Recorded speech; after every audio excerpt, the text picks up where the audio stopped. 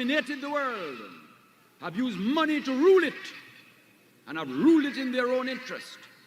It looks at a world economic system that has no regard for the poor, that has no regard for the small nations, that has no regard for the poor of the small nations.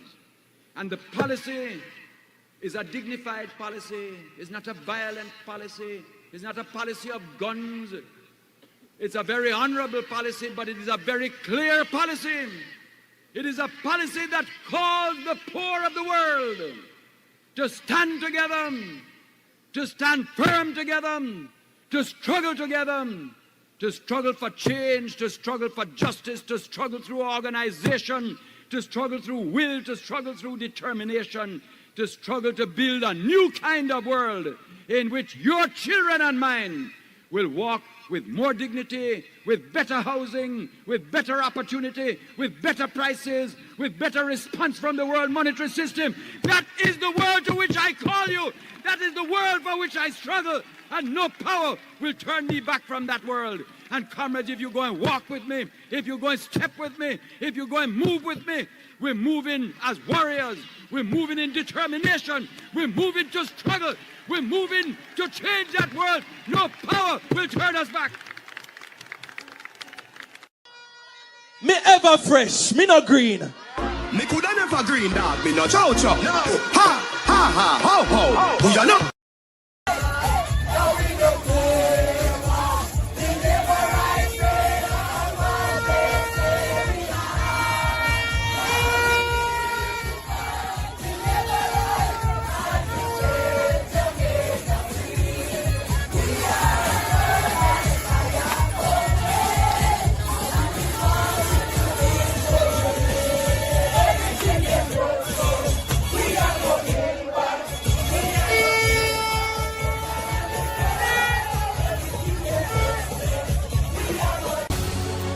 But if change is what we really want to see, ladies and gentlemen, then we must rise up. We must unite. We must advocate. We cannot remain silent. Where are the young men, the young women, the men, the women, the boys, the girls who will put aside political divide and do what is best for Jamaica? Eternal Father, bless our land. Guide us with thy mighty hand. Keep us free from evil powers. Be our light through countless hours. Even our pledge, our national pledge, says before God and all mankind, we cannot see a better Jamaica unless we return to the foot of the cross. Jamaica under God must increase in beauty, fellowship and prosperity, and play our part.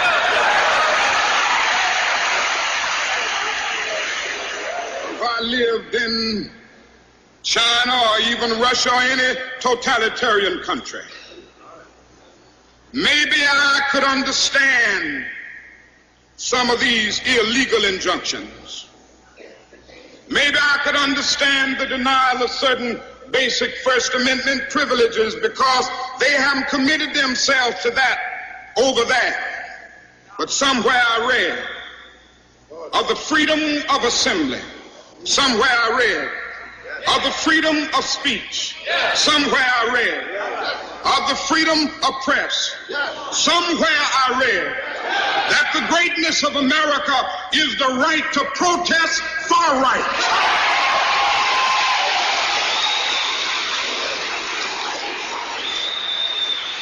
And so just as I say we aren't going to let any dogs or water hoses turn us around, we aren't going to let any injunction turn us around.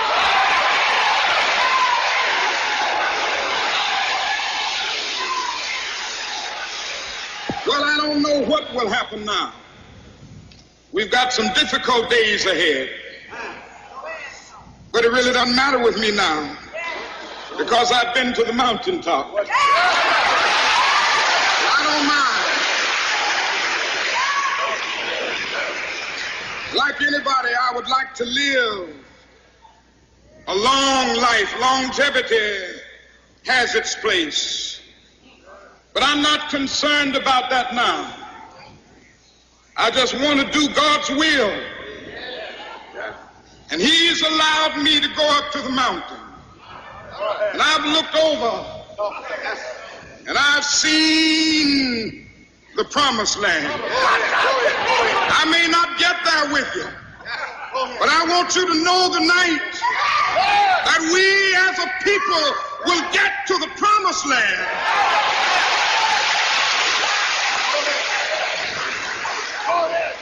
So I'm happy tonight. I'm not worried about anything. I'm not fearing any man. Mine eyes have seen the glory of the coming of the Lord. I said I'm happy every day as I travel through this land. I've been mighty blessed by God, and I'm holding to his hand. Yes, mommy, I see you. Yes, the journey's almost over. Shut up. And the battle is nearly won. And I have a feeling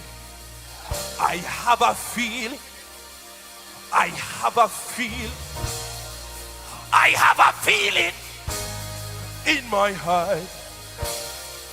The best is yet to come.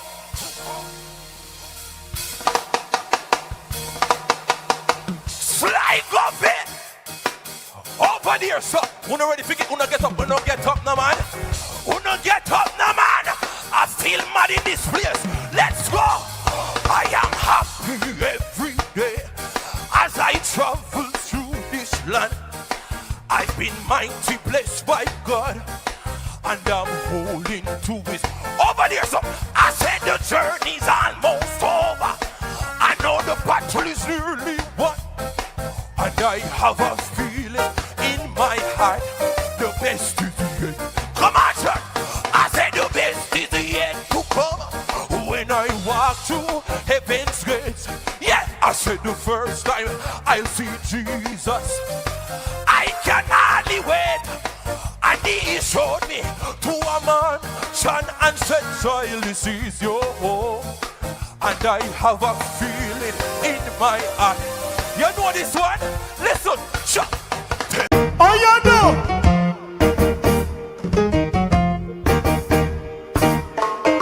I want to hear the angels singing. I want to be in that number. I want to hear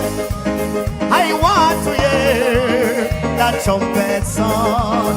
We have done now. I want to hear archangel voice.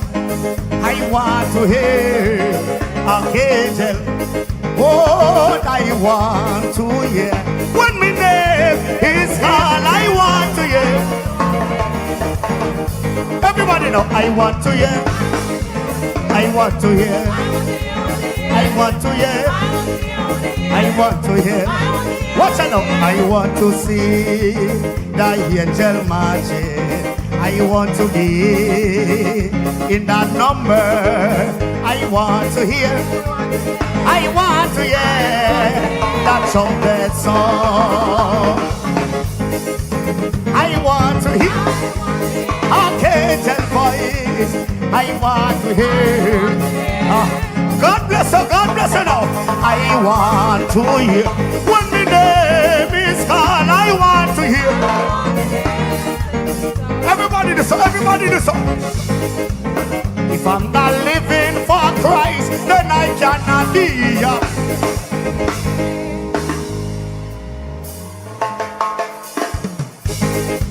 Get something and wave it. Get something and wave it. Get something out. If I'm not living for Christ, then I cannot be happy. Walk out, Christian, walk out, Christian. I only live my life to please. Send me rocking for the road and the star on my phone. I only live my life to please. Live up my life. Come on, we have done, man. Everybody so. Live up my life. Live for Jesus.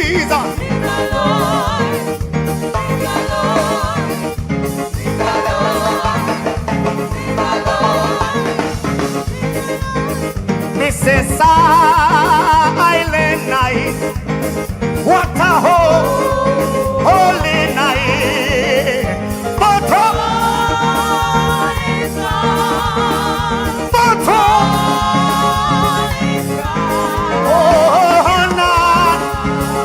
your virgin mother and child. Holy, so tender. Talk to me now.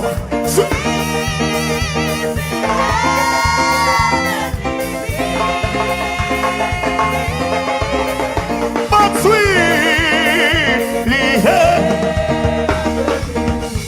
God bless you, God bless you. Let me tell some people, I know one prayer we pray. We Blood and fire comrades who are in jungle tonight. On the nose that the word is love.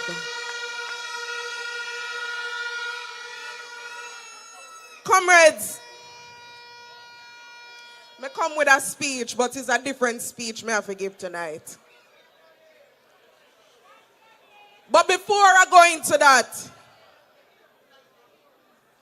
we have been saying all night that young people know say time come. And I want to bring up a young man who has looked for himself, him read for himself, him search for himself, and when him done, him realize that the only choice he could choose is the People's National Party. And I want to welcome Comrade Perry.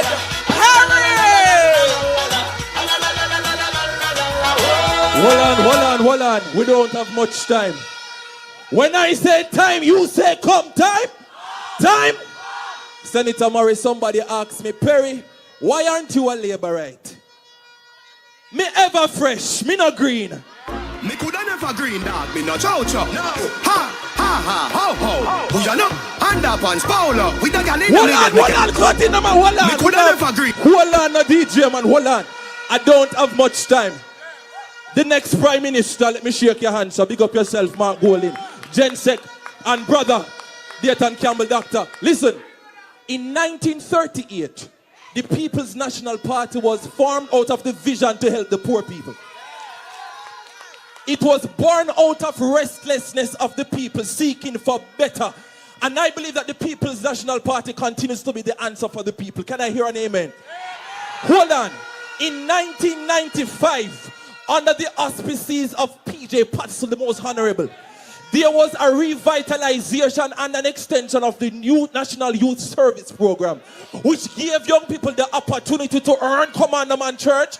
It gave people the opportunity to better themselves. I don't have much time, but hear what? I hear the other people them say, you must choose Jamaica, but you can't choose Jamaica without choosing the people. God bless you. Me coulda never green dog, me no chow-chow. No. Ha, ho. Me coulda never green dog, me no chow-chow. Move your blood, comrades. Comrades, I want to let you know that young man is the former guild president at the University of the West Indies. That is the kind of young people that we attract in the People's National Party. A corrupt government cannot liberate the people. If the head of the stream is corrupt, the entire river will be also. I do not support corruption. Corruption takes money away from children's education. It deprives hospitals of basic necessities. It means that roads are not fixed. Corruption deepens inequality. It siphons off taxpayers' money to make a few cronies richer with the political connections instead of benefiting the people. This government has been doing everything it can to weaken and undermine the Integrity Commission, which is an institution that I designed as Minister of Justice and brought the legislation to Parliament to fight corruption in this country. I have said it before and I will tell you again. Jamaica cannot move forward without a government built on integrity that embraces principles of good governance in this country.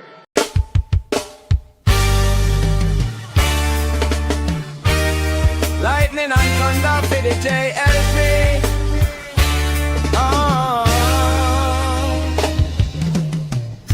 Corruption in the nation. What a sticky situation. Always see a degradation. Innocent men at the station. Andrew and his cronies getting richer, them a big done. Talking about them helping out the poor. Tell me which one. Juliet, the Speaker of the House, me can't believe it. Them mashing the housing trust, but people are go feel it. The JLP, them satanic and demonic. Now walk it, the use them prosper, only fit them pocket. I beg is hamping. Corruption in the nation. What a sticky situation. Always see a degradation. Innocent men at the station. Andrew and his cronies getting richer, them a big done. Talking about them helping out the poor. Tell me which one. Juliet, a Speaker of the House, me can't believe it. Them mashing the housing trust, but people are go feel it. The JLP, them satanic and demonic. Now walk it, the use them prosper, only fit them pocket. I beg you stop it.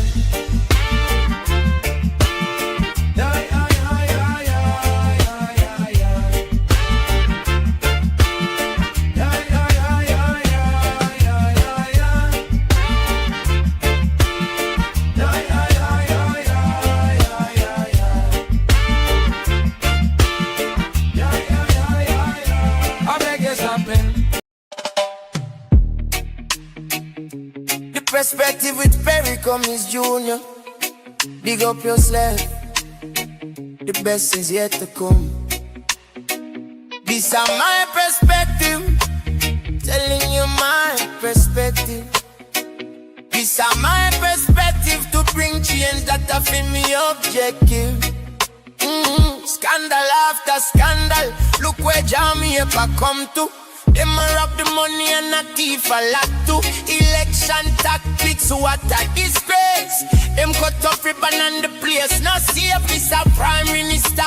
Are you me a address? Police a kill off the youth if you check. Talking about the way country are the best. But though this are my perspective, telling you my perspective. These are my perspective to bring change that I feel. There is a fountain filled with blood drawn from Emmanuel's vein, and sinners plunge beneath the flood, lose all their guilty stains, lose all their guilty stains, lose all their guilty stains, and sinners plunge beneath the flood, lose all their guilty stain. The dying thief rejoiced to see that fountain in his day.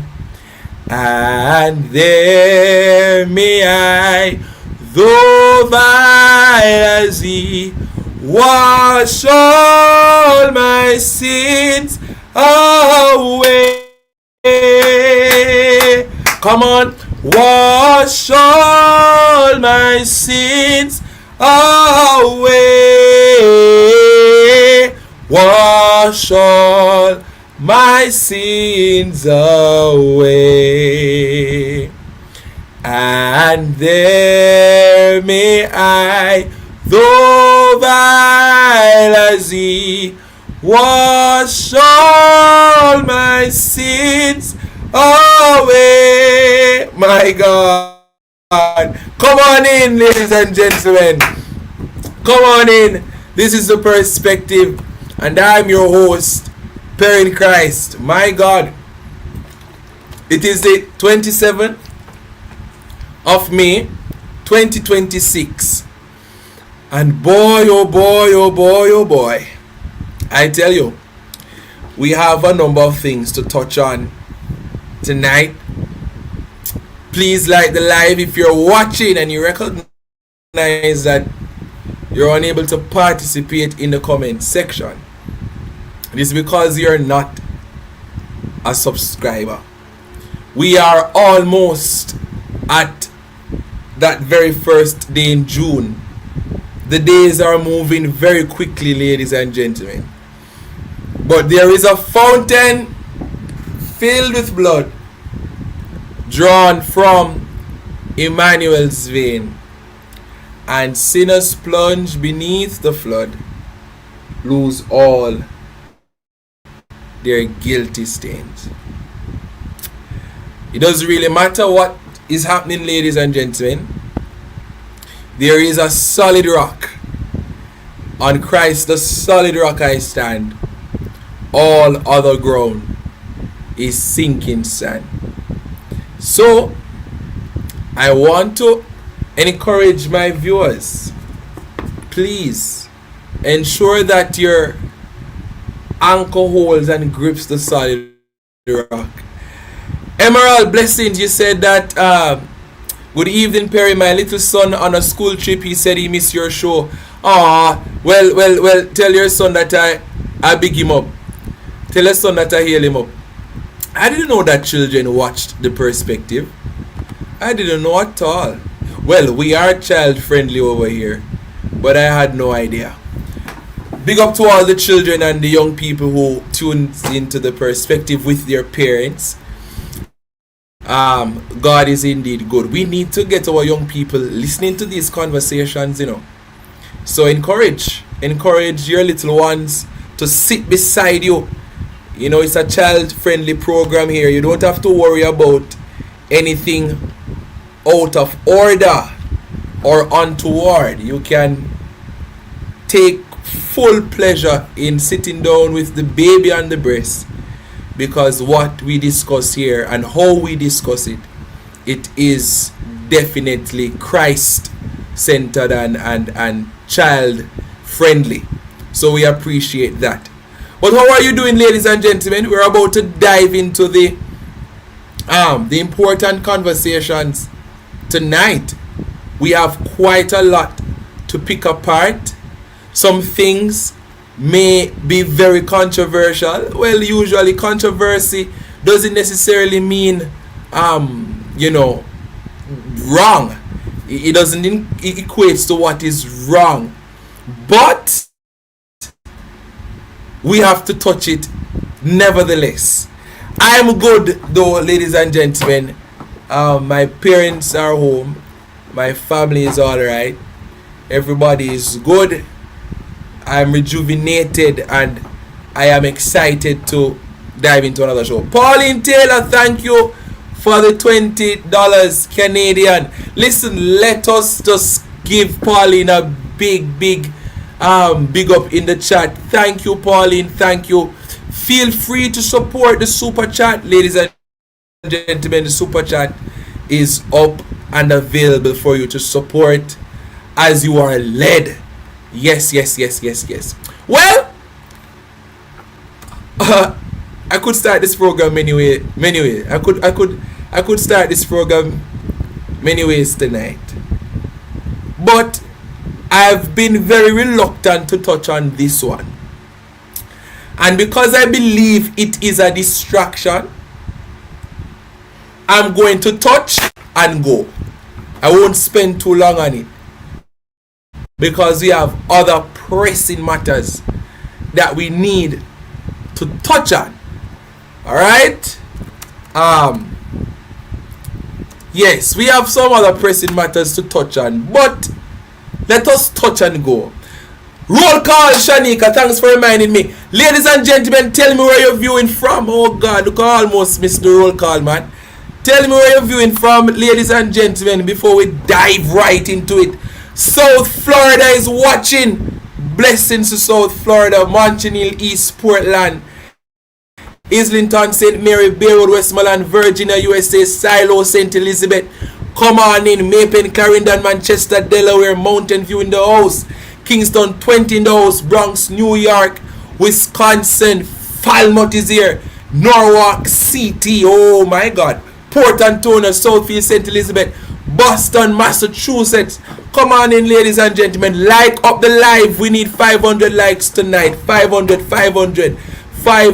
Come on in. Rosemount, St. James, Boynton Beach, Florida. Come on, Philadelphia, Kingston 11. South St. Catherine. Come on in. None such, East Portland. Yes. St. Elizabeth, Calgary, Alberta, Canada. Sounds like Calvary's Cross. London, UK. Mighty God. Somebody said that they're suffering under the labor ranks, lies and corruption. Oh, we have to pray.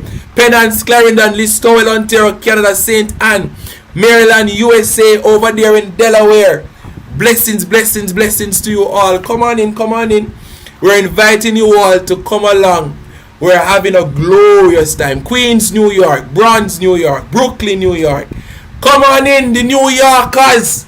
Mandeville, New Jersey, James Brathwaite. You have a powerful last name, you know. Off Hagley Park Road. Blessings to you, comrades all. Bronx, Belle Plaine, Clarendon, Kingston at work, Paulette Swaby. Welcome to the comrades, the labor ranks, and the independents who are just lost in the wilderness for now, but they will be voting for the People's National Party the next election cycle. Dallas, Panama City Beach, Florida, Kingston 3, Waterford Division. I saw no come out tonight. Come on. Well, we have quite a lot cut out for us tonight. Please help me out tonight, ladies and gentlemen. We have some things to say tonight. Lowidersville, St. Catherine. We have quite a lot to touch on. But we have to touch it either way. Alps, big up to Celia Brown and Gladys Smichael from Brooklyn again.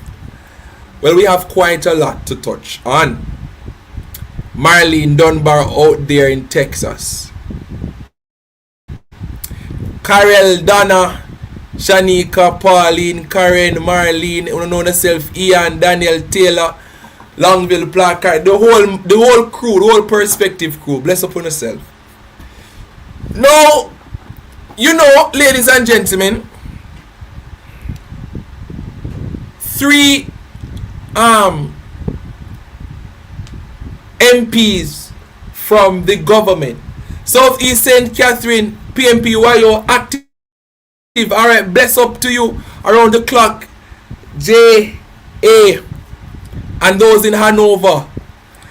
So apparently Juliet Cuthbert Flynn and the Minister of Foreign Affairs Kamina Johnson Smith and the puppet on a string in the name of Favour Williams, who is supposed to be the Minister of Finance, but we know better. They have been making their rounds on social media, criticizing MP Nikisha Burchell for what one would consider stinging remarks as it relates to the Speaker of the House and how she operates in the House of Parliament.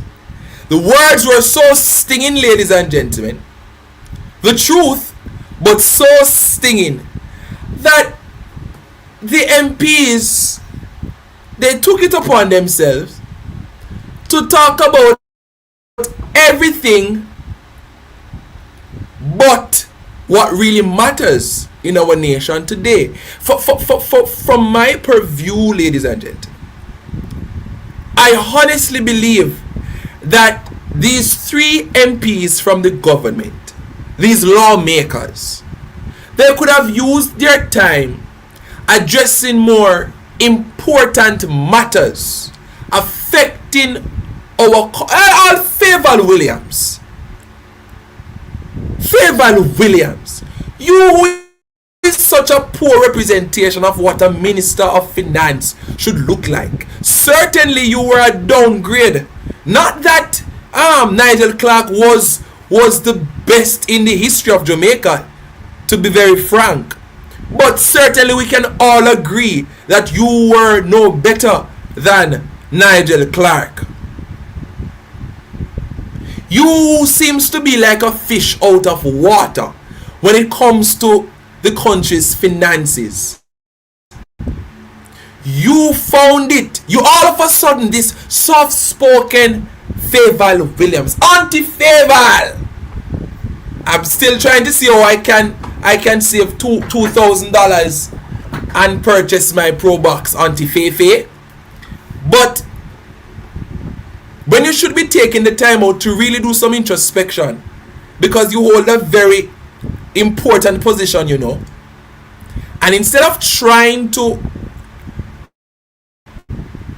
really and truly seize the reins of your ministry in any meaningful way, to really and truly get the trust from the people that really helps in a healthy democracy, you found the time to join the ringleaders over there, Juliet Cuthbert-Flynn and Kamina Johnson-Smith. Oh, Kamina Johnson-Smith, we soon come to you, because I had to start this way, because I want to really and truly stress the hypocrisy from these people. But let's talk a little bit about it, ladies and gentlemen. 3 senior government female parliamentarians are pushing back strongly against remarks made by PNP MP Nikisha Burchell about House Speaker Juliet Holness. Burchell, speaking on the podcast The Fix, suggested the Speaker's enforcement of parliamentary rules reflects controlling behavior, drawing comparisons to dynamics within a marriage. The comments have been widely condemned. Foreign Affairs Minister Kamina Johnson-Smith described the statement as retrogressive, questioning how such views persists in 2026, particularly from a female parliamentarian. Education Minister Favour Williams says the remarks are inappropriate and diminish the standard expected of leadership in the House. Meanwhile, MP Juliet Cuthbert-Flynn says women must not be labelled negatively for asserting authority, stressing that such narratives undermine years of progress for women in leadership. The issue has sparked broader debate around respect, accountability, and the treatment of women in positions of power. Can I give my perspective tonight? Ladies and gentlemen, hit the like button if you're watching and you've not yet subscribed. Please do so. We want to hear what you have to say in the comments. I find it very interesting that out of everything that these MPs could have addressed, and certainly we have a plethora of issues to address as a nation, particularly those who should be leading. Particularly those who should be leading. We could have been having a conversation on social media. Juliet Cuthbert-Flynn, Kamina Johnson-Smith, and Favour Williams. Lady you blessings. We could be having a more meaningful conversation on social media as the lawmakers you are all. You could have taken the moment to raise issues about police brutality in our nation, particularly police brutality against women. Because just the other day, ladies and gentlemen, we saw a very unfortunate situation in the form of Latoya Bulgin, a woman, a mother,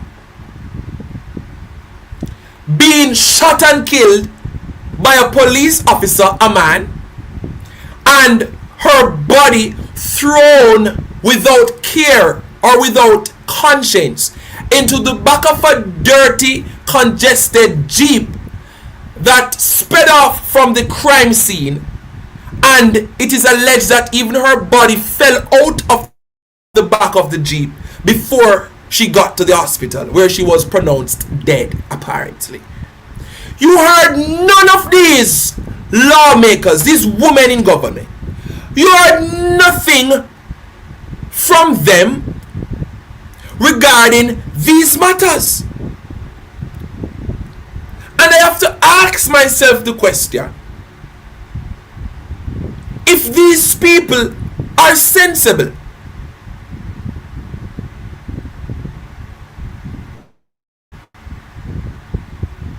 the audacity of these people to come out making a mountain out of what is truly a molehill, because Nikisha Burchell has the right to give her take on how the Speaker of the House operates in the House of Parliament. What I find to be very interesting, ladies and gentlemen, is that they are making this a gender issue. I don't believe Nikisha Burchell has a problem with a woman being the Speaker of the House. As a matter of fact, I would even go a step further. I believe they are probably even more encouraged as women to see a woman being the Speaker of the House, because it was Portia Simpson-Miller, the most honorable, who broke glass ceilings and paving the way for many of our women on both sides to feel comfortable, to feel accepted and appreciated in our House of Parliament. So to come out with this narrative that apparently Nikisha Burchell has a problem with a woman exerting authority in the House, and that is a problem, it is not only false, but it is misleading. It is misleading, ladies and gentlemen, because the proof is there. This Speaker of the House, she has proven time and time again to be very unfair, very biased in how she operates as the Speaker of the House. I will always say it. The very first place we all went wrong with this thing here is to have the wife of the Prime Minister being the Speaker of the House. There is absolutely no other government in the world with our system of governance where you have the wife of the Prime Minister being the Speaker of the House. You know why? That is just definitely not good for democracy. The perception of corruption increases when the wife of the Prime Minister is the Speaker of the House. To make matters worse, this wife of the Prime Minister turn off microphones, tell people to sit down, shutting down the opposition, doing everything but being fair. But it's a distraction. But it's not going to work. Three Musketeers. I have to call you the Three Musketeers because I don't know what is this. They remind me of the Powerpuff Girls. Coming out with one whole heap of excitement. For what? For what? If you listen to what Nikisha Burchell said, she He said absolutely nothing wrong. The behavior. Somebody said the 3 little pigs. Where said the 3 little pigs? And if the enemy are fire, you can't stand up like stooge. You can't go on like a fool. You have to fire back. Somebody load up and say pop, pop, pop, pop, pop.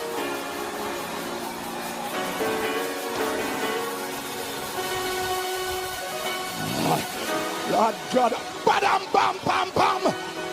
Jesus Christ, what is what pop, pop, pop, pop. Jesus Christ, war tonight, Bishop. Warfare tonight. Warfare. Badam, bam, bam, bam. Boom, boom.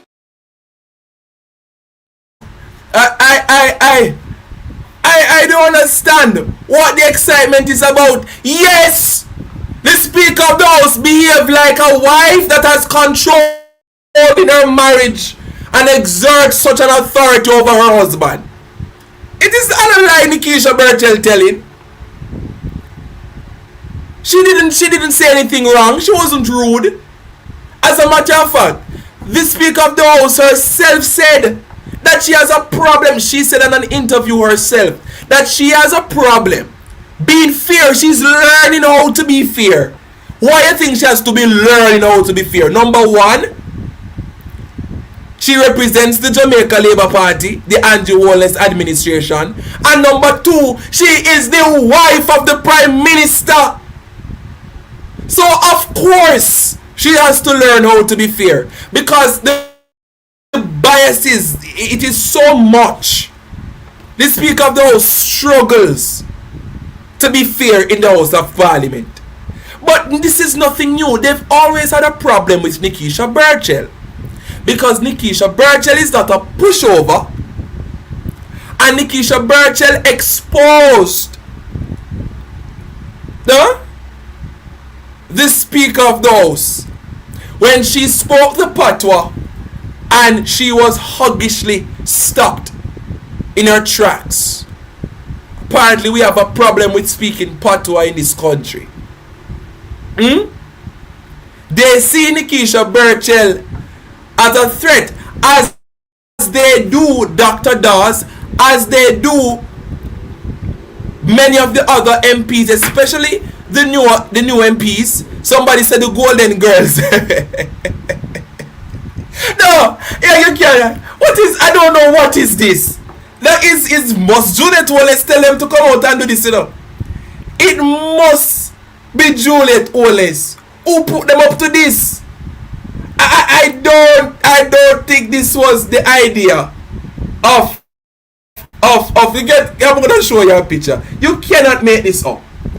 There are so many more important matters to discuss, matters that we will attend. You know, the girlfriends with the show usually come on TV. Your girlfriend. I don't know. This must have been an orchestrated plot to come out and to deflect from very serious matters. I don't understand what this is about, ladies and gentlemen. Look how many serious matters are there to discuss, and you have the three, the Powerpuff Girls, Blossom, Buttercup, and Bubbles. You cannot make it up.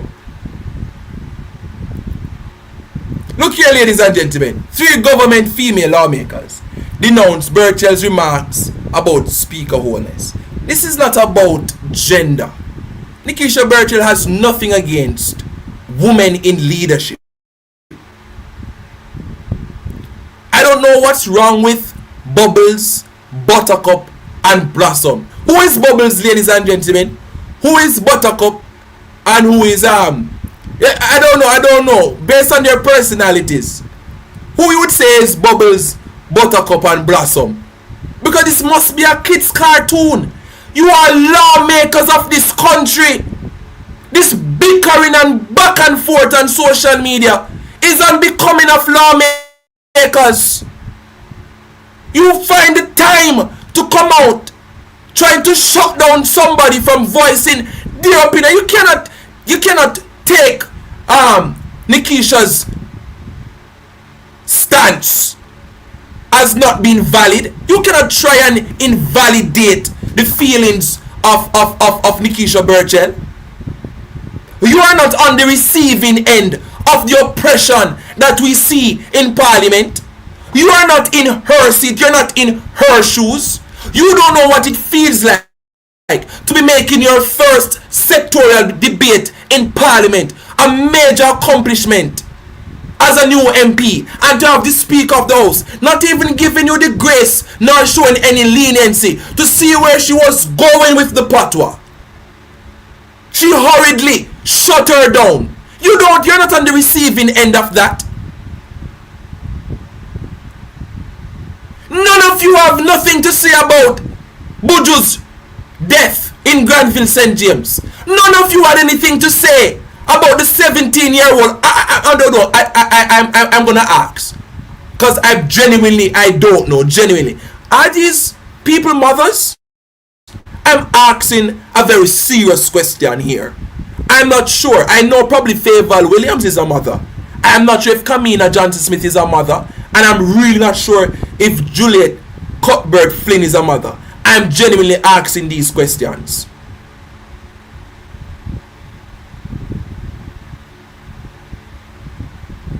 Two out of the three are mothers.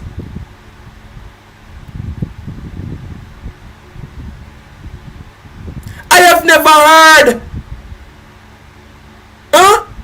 the woman from the government, the female. Yes, I hear that Cuthbert Flynn is a mother.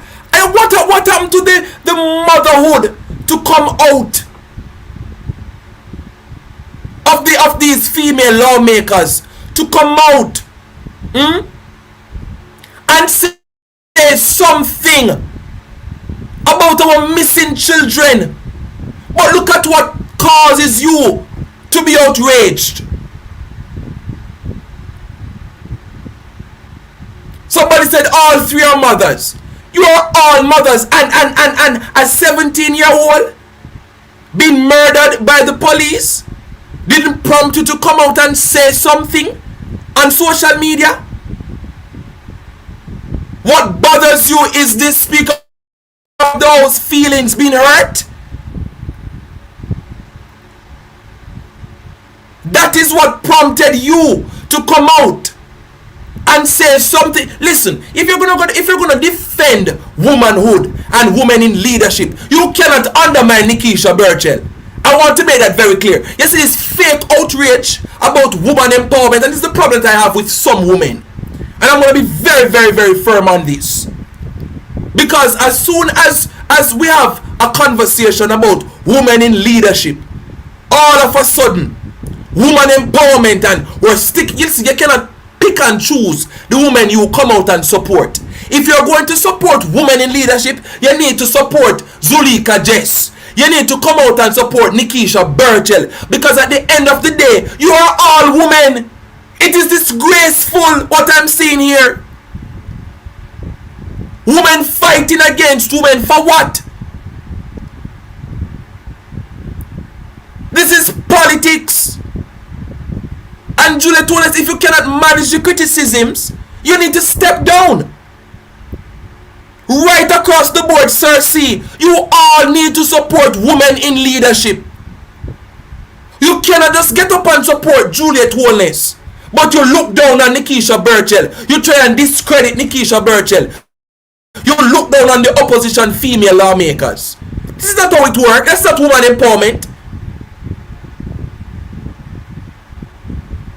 There's no convenience when it comes to woman empowerment. If you're going to support women in leadership, support all women in leadership. Trying to make this a gender argument and undermining the authority of the Speaker of the House. And if she was a man, there wouldn't have been any problem. We have a problem with Leroy Clark sometimes. But the truth is, Leroy Clark is not as biased as Juliet Holness. And that's the truth. He knows when to shut up, and he accepts when he's wrong. Juliet Holness don't accept when she is wrong. She's a monster in the House of Parliament. The weapon formed against the PNP. The weapon formed against our democracy in the House of Parliament.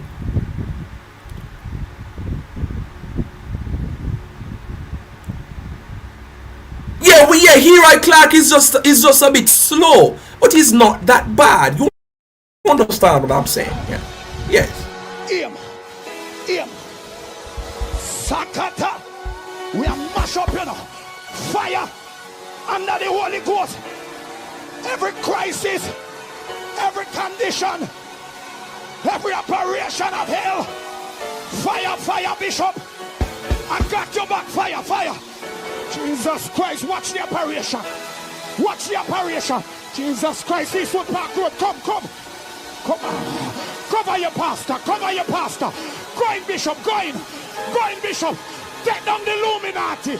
Take down the voodoo. Take down the Freemason. Take down the witches. Take down the warlock. Take down the Wabiaism. Him under the Holy Ghost, left him. Left me under the Holy Ghost, leave me alone, ladies and gentlemen. Listen, Jamaican medical students in Cuba plead for help amid deepening crisis. Kamina Johnson Smith, I hear you out there ranting about Nikisha Burchell. Are you aware that we have Jamaican medical students over there in Cuba who are suffering because of the crisis that is happening over there? What plans do you have to assist our Jamaican students who are over there worrying for their lives? Everything but what concerns your portfolio. Have you addressed this very concerning matter? Where's your voice on these matters? Where is your voice on these matters, Kamina Johnson Smith, Minister of Foreign Affairs? What plan do you have in place to assist our Jamaican medical students over there in Cuba that is in the dark, oil crisis, no food, no water, they're at risk of being looted, they're at risk of losing their lives, they're suffering over Cuba? Your own Jamaican people, brothers and sisters, our children, our young people over there in Cuba, nobody to represent them from the government, but you have the time to come out and you're breathing down Nikisha Burchell's back. What's the problem?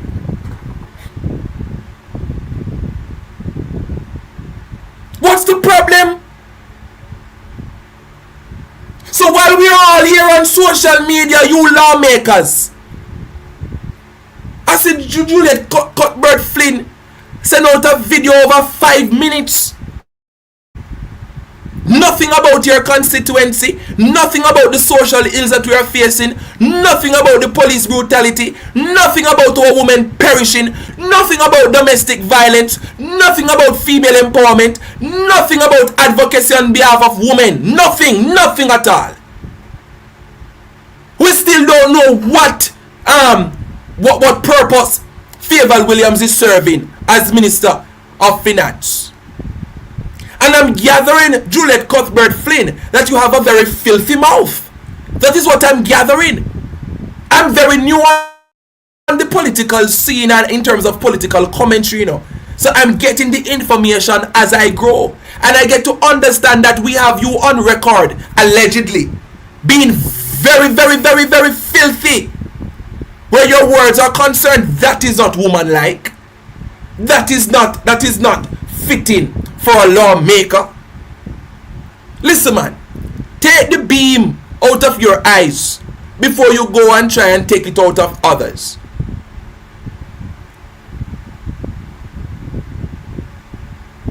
Now we have our Jamaican medical students in Cuba. No guidance. There is like we've deserted our own people. We've deserted our own people. And you would think that the Minister of Foreign Affairs would come out and use the airtime to address this very important matter. No, they have a problem with Nikisha Burchell, because Nikisha Burchell is not a pushover.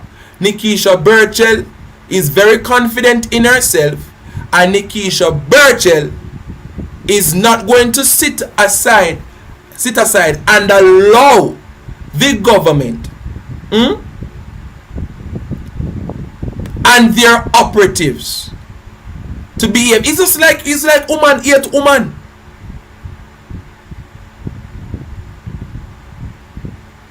Listen, man, it's not looking good for the community of women.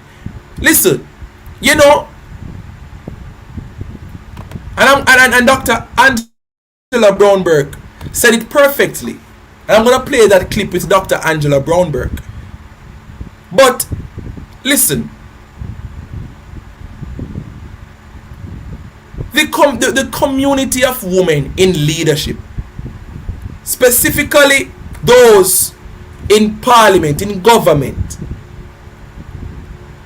you people should be bonding together as women. This does not look good, ladies and gentlemen. In no way, shape or form this look good. It doesn't look good, and they need to stop it. Look at how you're treating each other on social media. From the very inception, you all had a pick for Nikisha Burchell and Dr. Angela Brownberg.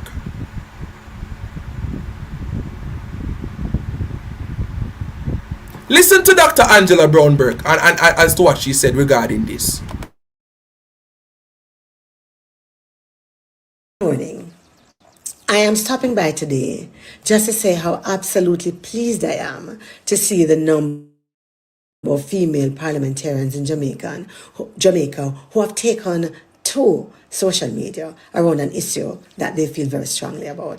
I want to invite all of you to start another conversation, one about a spending plan for Hurricane Melissa donation, one about what's happening to our families, in particular our children and our seniors who are still living under the skies.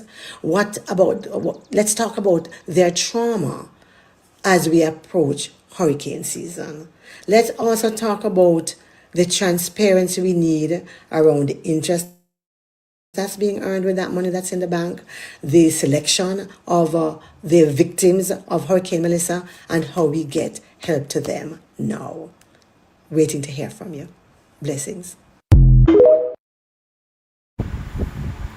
As I end this topic, shouldn't that be the conversation, ladies and gentlemen?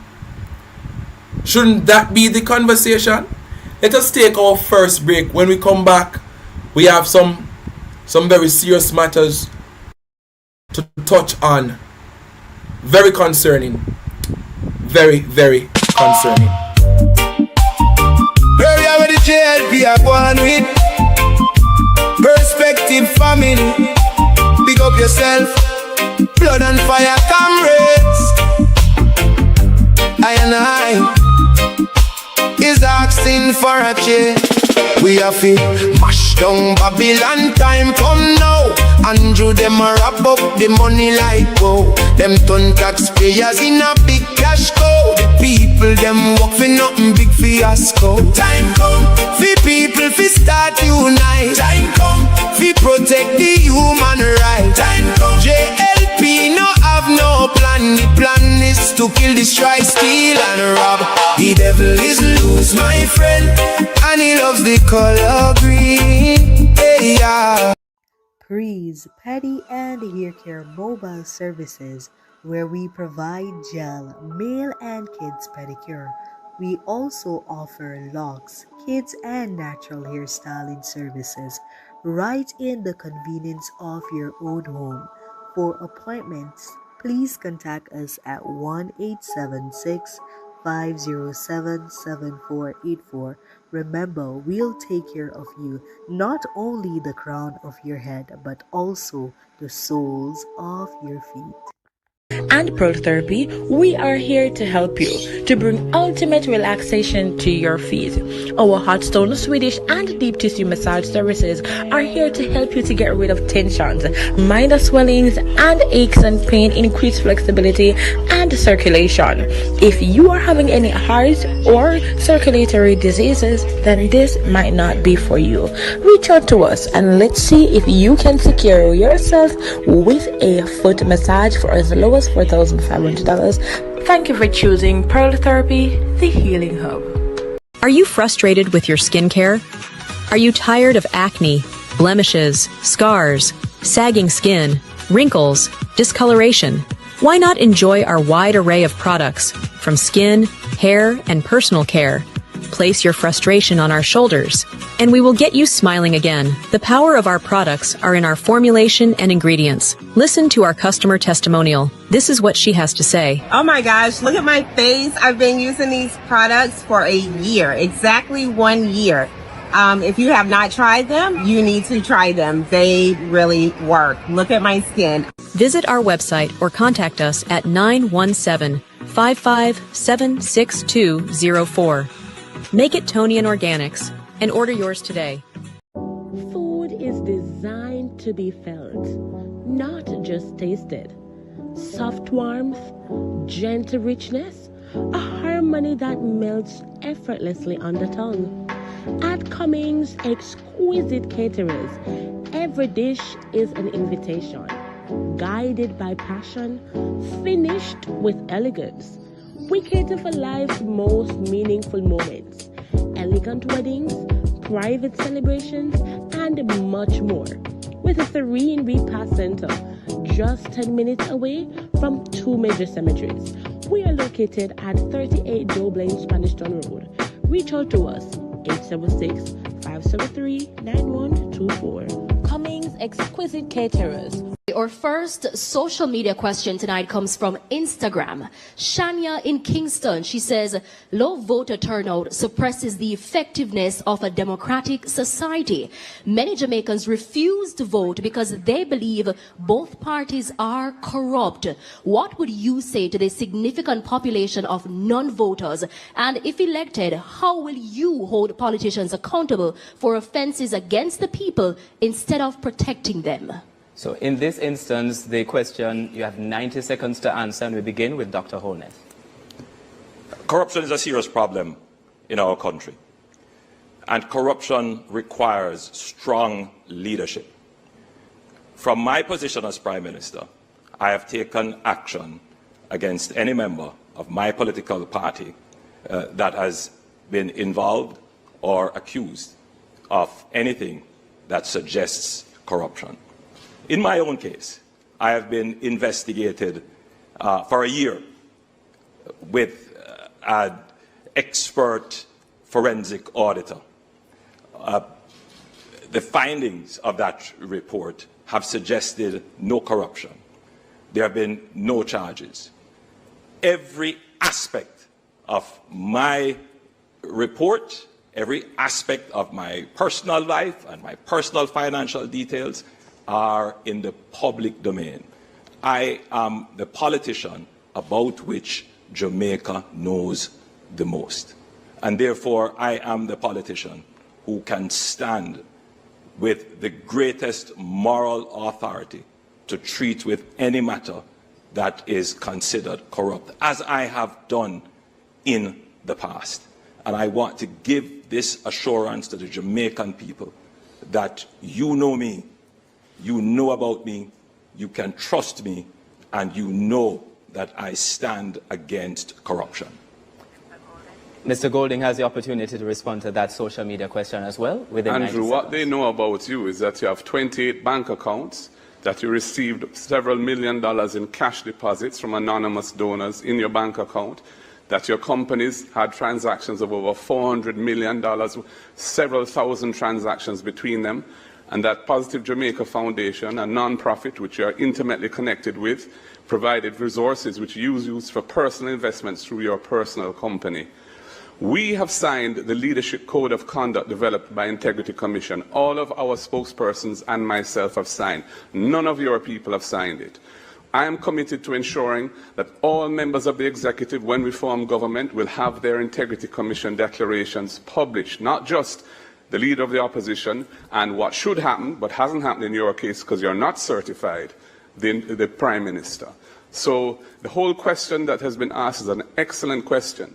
And we really need to step up our vigilance against corrupt behavior, nepotism and cronyism. The volume of scandals under this Jamaica Labour Party government is unprecedented. Over the number of ministers who have had to be removed from frontline duty, many of them parked in the naughty corner in OPM rather than being sacked. It is a disgrace to the country, and your personal situation where you're operating under a deep cloud because your Integrity Commission declarations are not certified also is something which Jamaica cannot go forward with.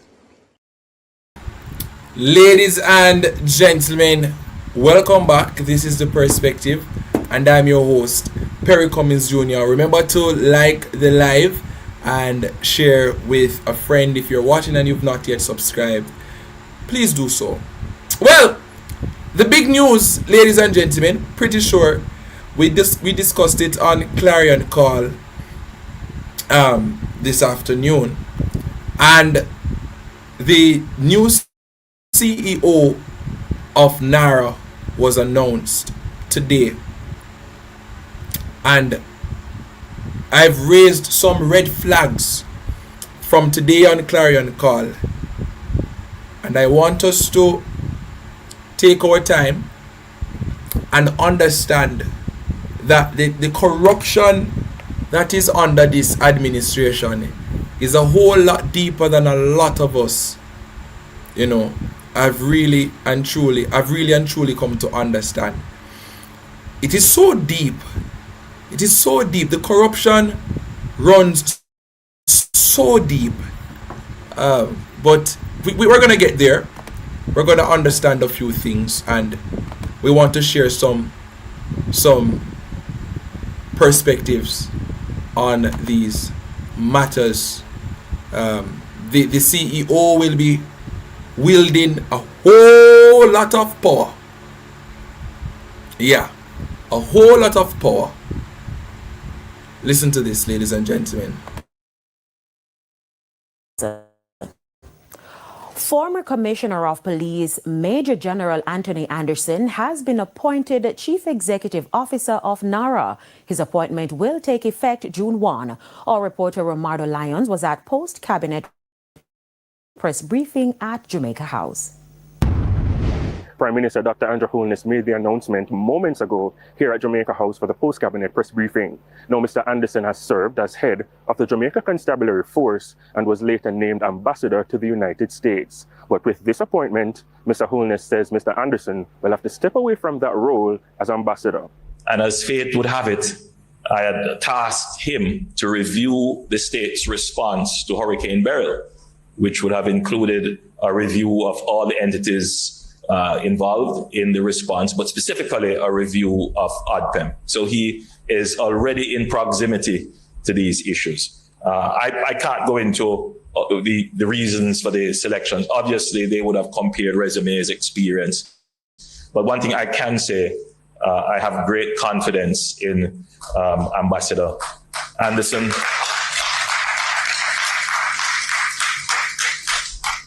He would obviously have great skills in leading national institutions. He led two of the most important institutions in Jamaica, the JDF and the JCF. In both instances, he would have designed and implemented transformational programs in both institutions. Mr. Holness said there were 85 applications for the post. That number was narrowed down to 7. 3 applications from Jamaica and 4 from international applicants. He would have the confidence of the partners and stakeholders that would be critical for the success of NaRRA. So this appointment would necessitate some adjustments. We will keep you up to date as to the changes that would have to be made. I had a brief discussion with Tony last evening, and I welcomed him. The appointment will be effective the 1st of June. With dozens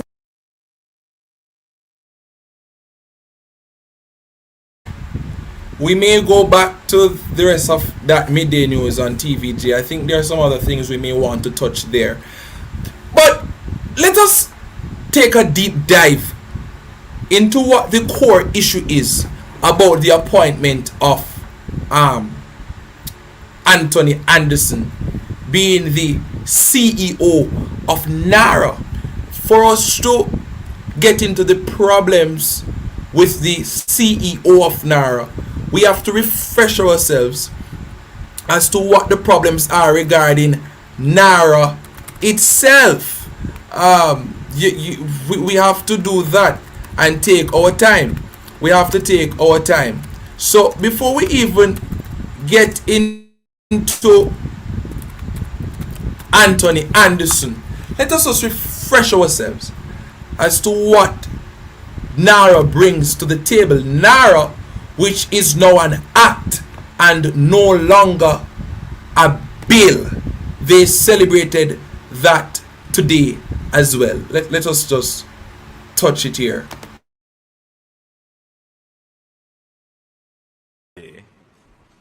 Is actually the law. Physically represented. It's no longer the NaRRA bill, it's the NaRRA Act. And it has received this very beautiful seal. It's called the Royal Assent. We're going through a process to change up all of that, but until then, it is what it is. This is a Royal Assent, meaning that the Governor General has stamped the bill. Yeah, it's a bit low, but for those who are trying to gather what is happening here. So today, the Prime Minister presented the act, the NaRRA Act or the NaRRA Law. It received this stamp of approval from the Governor General, which further adds legitimacy to the law or to the legislation, the piece of legislation. We're putting the puzzle pieces together and we'll get into the appointment of the CEO and why we should have a problem with it. With the seal to say this is now law. So Parliament debated, Parliament made amendments and voted, both houses, and passed the bill in the House, but it goes through one last phase. Some people say it's a formality. Not quite that, but an important part of our legislative process. And so now, NaRRA is fully legal. NaRRA is in effect. NaRRA is now in effect, says the Prime Minister of Jamaica. He seems to be very happy with this NaRRA. But let us I will remind my viewers, and we must remind each other about the concerns that we have with NaRRA. Critics argue that the Jamaica's National Reconstruction and Resilience Authority, NaRRA, consolidates too much executive power. I'm pretty sure Juliet Cuthbert Flynn and Favour Williams and Kamina Johnson Smith, they don't have a position on NaRRA, but to just go with whatsoever it is that their government say. They're not like, they weren't like Ahmad who fought, who broke political ranks about the NaRRA bill. They only have time to talk about Nikisha Burchell. The primary concerns involve the concentration of authority without sufficient independent oversight to ensure transparent, corruption-free spending of billions of dollars in post-hurricane and infrastructure funds. When you talk about unchecked executive control, the Prime Minister directly appoints the CEO. I don't care what they want to come and say and talk about. There was a panel. We knew from the very beginning that it was the Prime Minister who would have appointed the CEO. That is what was in the news. That's what was told, and that the CEO answers to the Prime Minister. So I want us to remember those things, ladies. Don't allow them to come and switch it up on us now, you know. Don't allow them to come now and make it seem as if the Prime Minister had nothing to do with the appointment of Antony Anderson.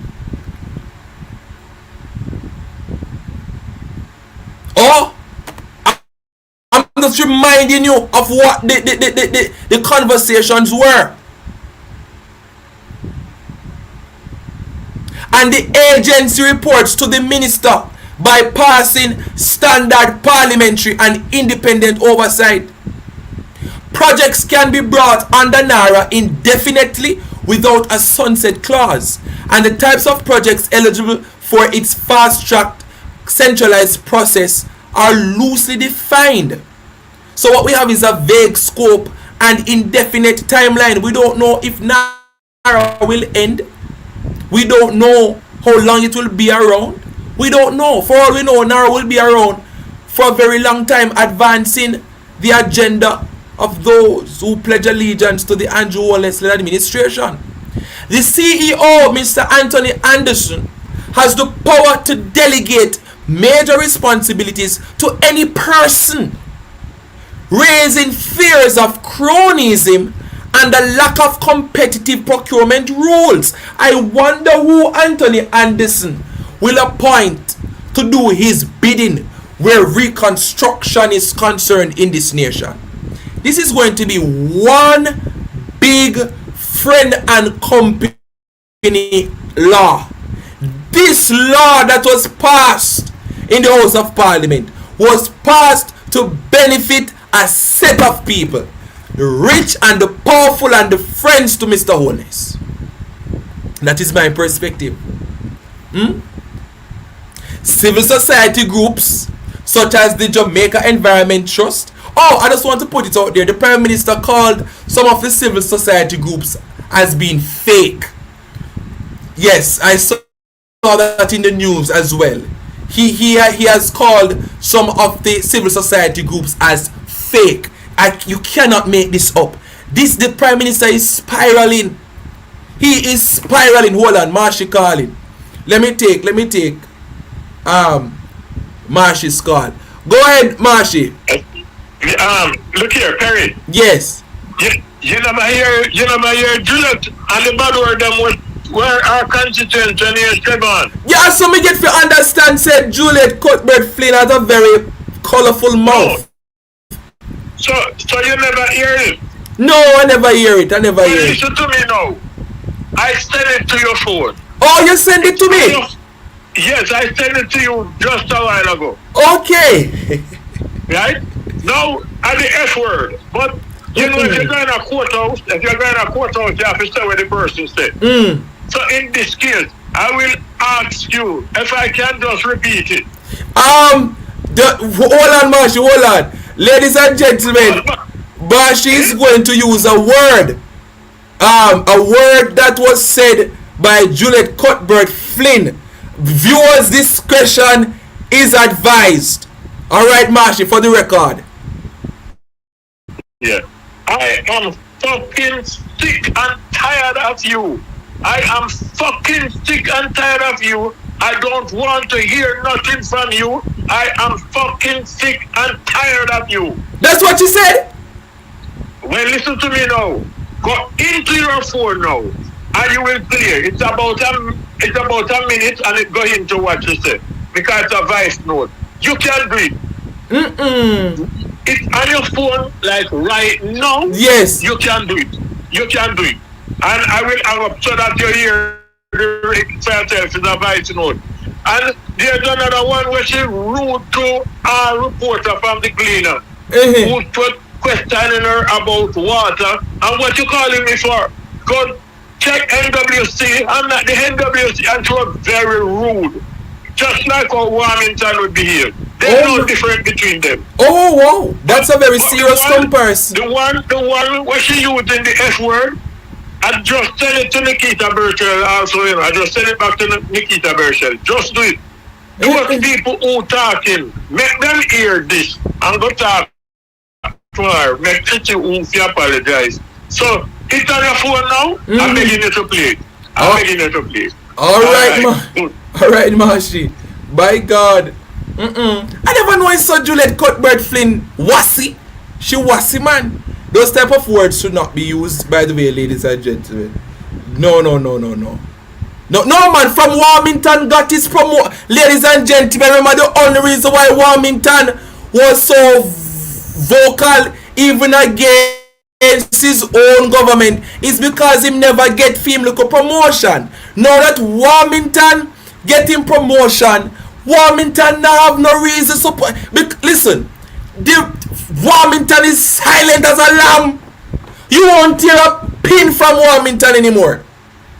Warmington is very okay now, ladies and gentlemen. And they did that to silence Warmington. They have agreed that with this promotion from Warmington, he should not come out and say anything. I want you to understand that Warmington is very, very okay. No, but Marsha already told us what she said, so I don't need to play the recording. But somebody asked me what happened to Warmington. Warmington is very, very comfortable, ladies and gentlemen. You won't hear a peep from him. But me know so Warmington mouth is very, very unique. But back to this NaRRA thing. The Prime Minister called these civil society groups fake. I cannot believe this. The Prime Minister has completely lost it, ladies and gentlemen. What do you mean? And you cannot make this up. I think this needs to be pushed back against immediately. The Prime Minister must retract this. How dare you call the civil society groups fake? So what? What are you suggesting? What are you suggesting, Mr. Holness?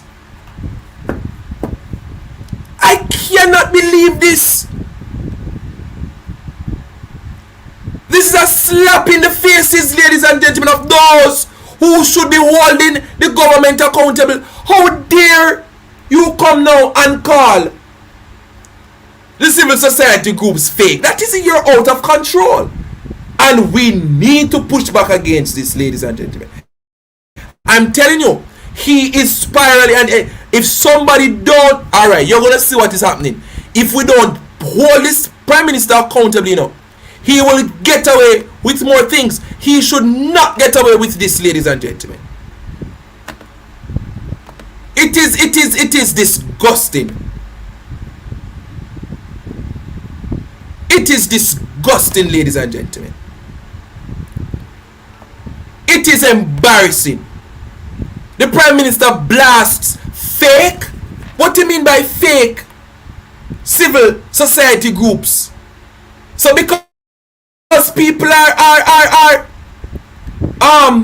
criticizing NaRRA, they're fake. Prime Minister Andrew Holness says political activists masquerading as civil society members are responsible for that. Nothing no go so. Nobody's masquerading themselves as no civil society members. That's not true, Mr. Holness. You need to retract this statement. You need to retract this statement. You must retract this statement. This is not true, ladies and gentlemen.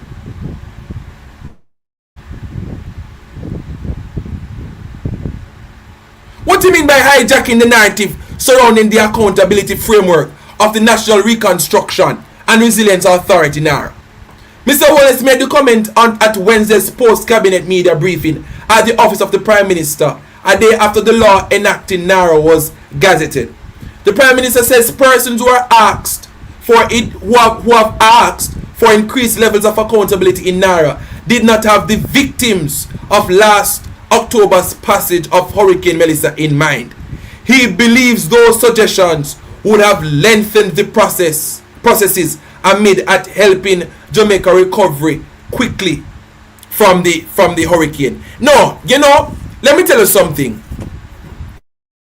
Mr. Prime Minister, you did not have the victims of Hurricane Melissa. You didn't have their interests at heart. You didn't have the people of this country best interests at heart, because you sat down on cash donations for 7 months and only spent 1.8% out of it. You don't have this country best interest at heart because your ministers, like Minister Perry Cummings Jr, having one location where people had to go to collect the vouchers to help with them roof. One location. Traveling from Westmoreland and some other places to go to one location, not getting any money. When them get there, the place locked. The place are run out of money. You never had the people's best interest at heart.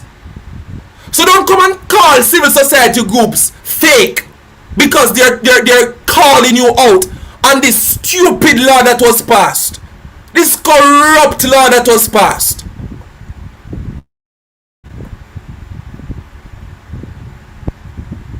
And it expires same time, Carol Banton. How can you give people vouchers at such a late time after the Hurricane Melissa has passed and you have such a close expiration date?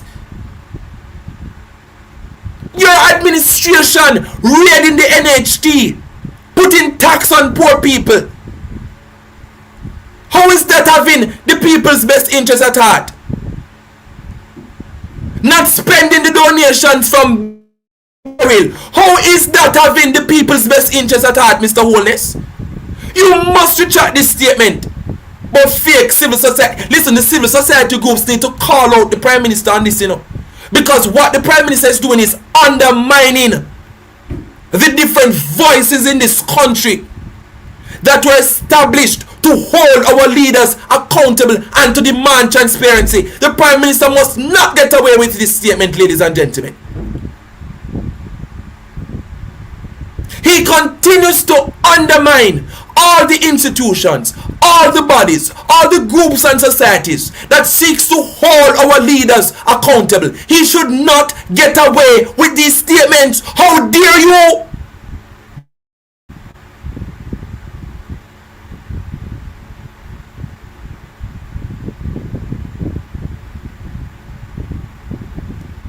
It is wrong. Let me see what the civil society groups will say. Let me see what they will say. This must be retracted. It's not right, ladies and gentlemen. Despite the uproar from civil society and the opposition regarding the governance flaws, the government defends the NaRRA, asserting that it is necessary to eliminate bureaucratic bottlenecks and deliver recovery efforts at speed. Is the Prime Minister suggesting that the coalition of 28 different groups were all fake?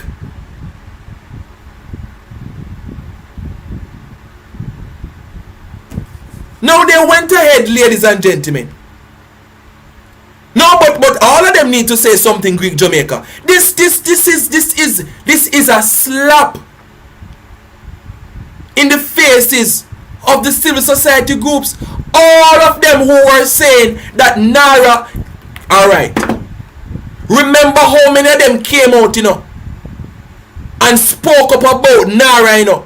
The Prime Minister is communicating in a very deceitful way, in a very manipulative way, that these people don't have credibility and that they are in no position to criticize NaRRA.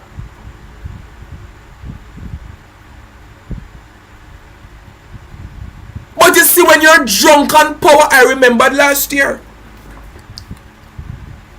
the Prime Minister spoke about drunk on power. Mr. Prime Minister, I think you are intoxicated. You've become intoxicated.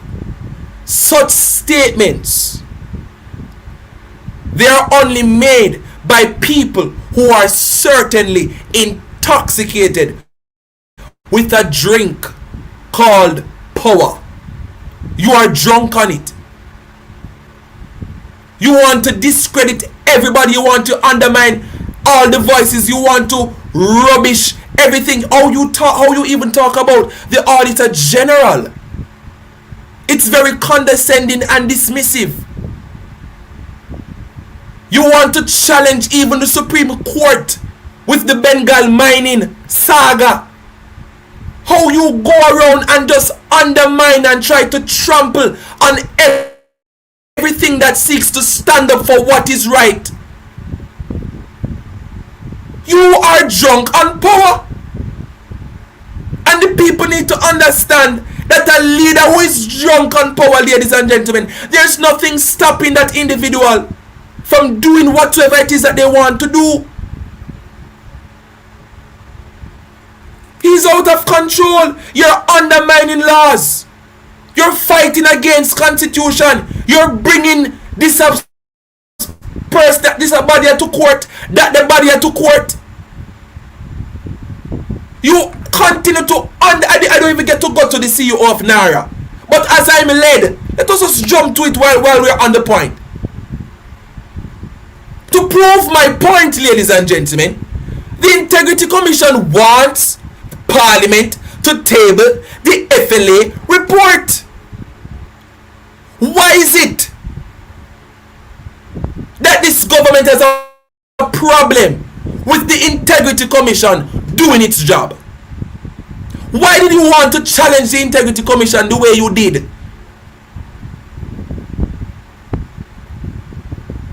Now you're calling civil society groups fake? This is the type of corruption that Jamaica has not. We should not accept this any at all.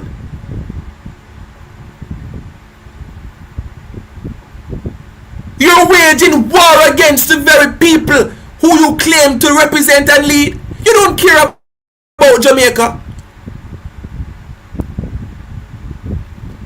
Table the FLA report. Because there's no law preventing Parliament from tabling the FLA report.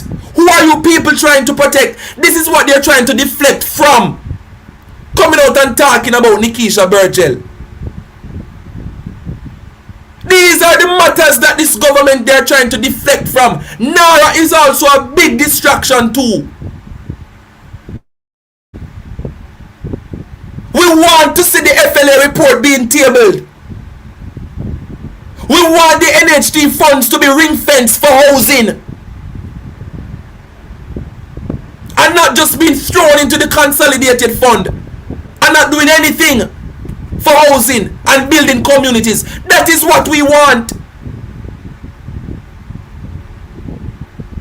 Jamaica should never sit down and allow a prime minister of this country to go around and undermine the different institutions that were put to safeguard the people against corruption. It should never be allowed. And the Prime Minister must retract that statement.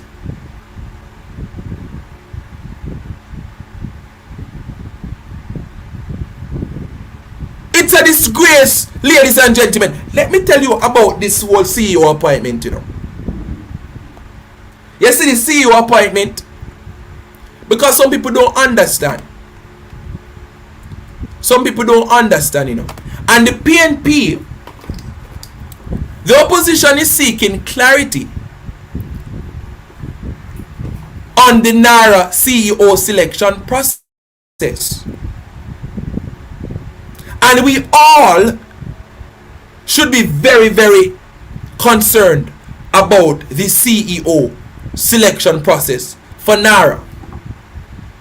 But either way, Antony Anderson was appointed, and we want to have a discussion about this CEO.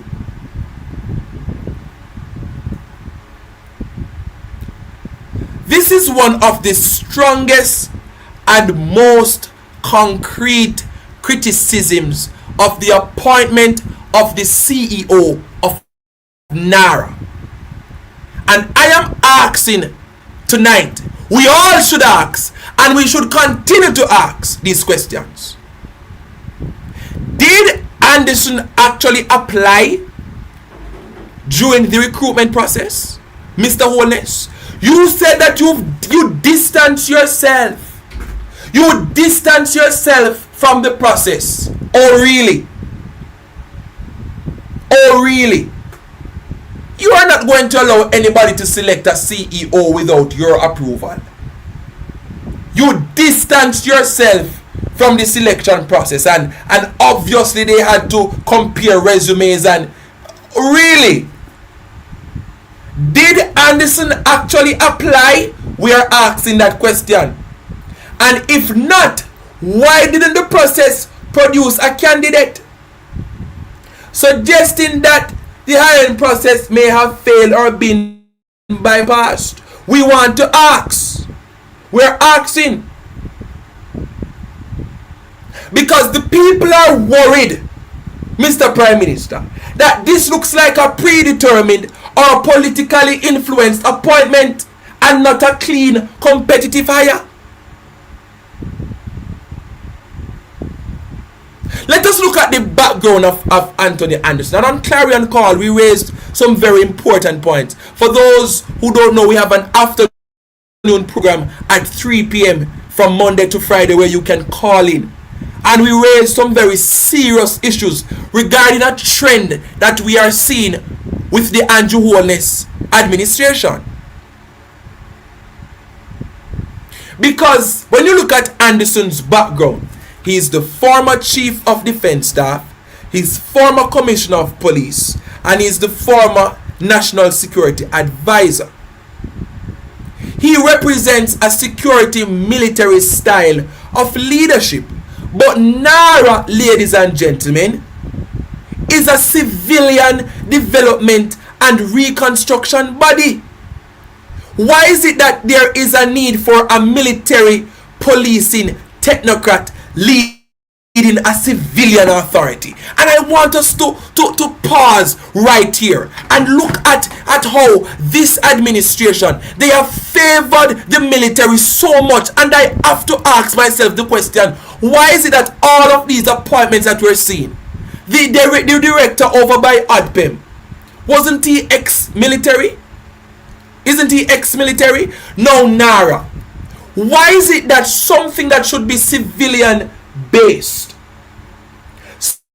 something that should be very, very underground, involving the people, meeting the needs of the people, why is it that something like a NaRRA needs to have an ex-military personnel? Why is Jamaica being militarized? Why?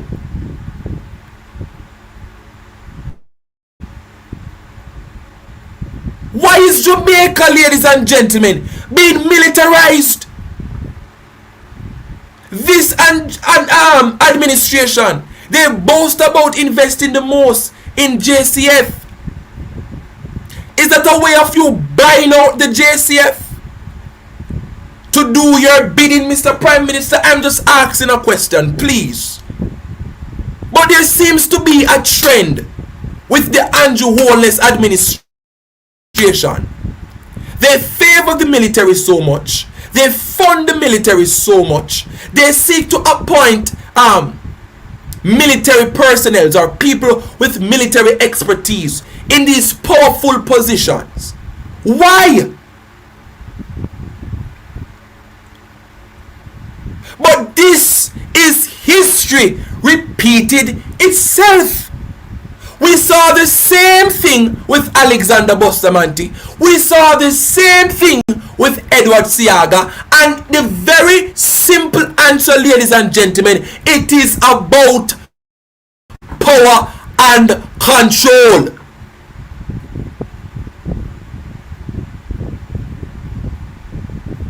It is simply about control. And I don't want us to think surface level when I say control here. When we say control, we're talking about serious control, driving fear into people so that the advocates and the civil society groups, Rocky Mead as well, there is a trend. It is to drive fear into the people. Rocky Mead, ex-soldier. There is a trend with the Prime Minister and his appointments.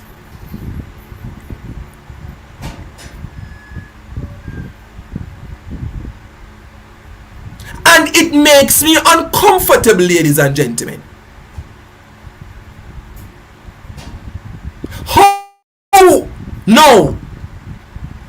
How is it that we should look at NaRRA? Seeing that this is the type of person that will be the CEO.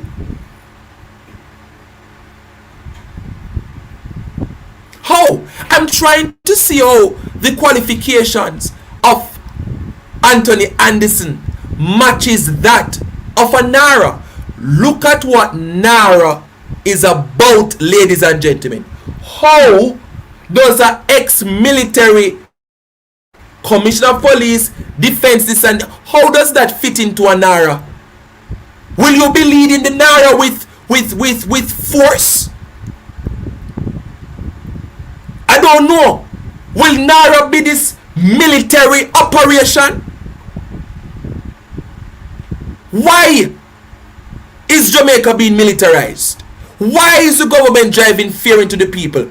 Why is the Prime Minister threatening voices who are critical of his administration and even of his type of leadership?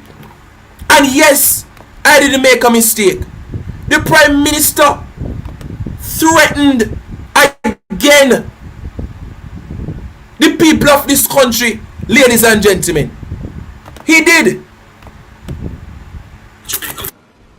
Where it invested heavily in building out oversight and anti-corruption mechanisms. Jamaica, when compared to other countries in the region and even efficiency, let them work. But don't come to us and say we are going to have to build this architecture each time over and over and over. That's why we're slow. You know, and it's not just Jamaica that is suffering from this. It's a global thing. You know, technocracy and bureaucracy are real. They have political interests. They are self-interested and vested. They get funding to do this. That's the hidden part of this that the country doesn't see. Nobody writes an article about that. And somehow everybody is so self-righteous to be the defenders. You hear that, ladies and gentlemen? Self-righteous. And to be the Prime Minister, do you have a problem when people ask you to do the right thing?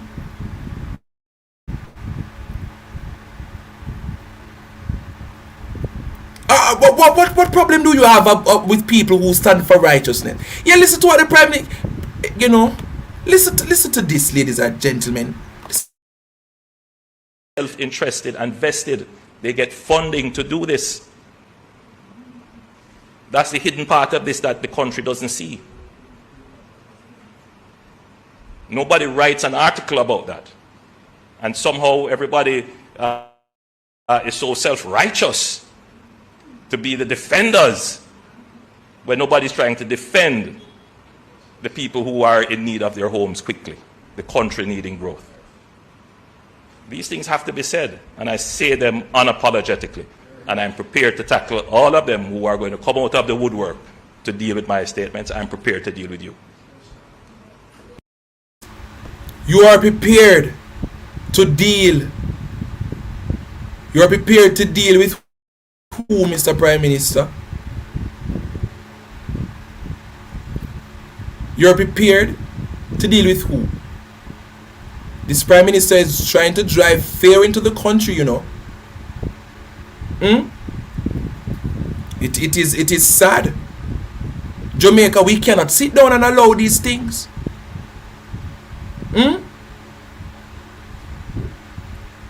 You cannot sit down and allow the arrogance of this Prime Minister to continue.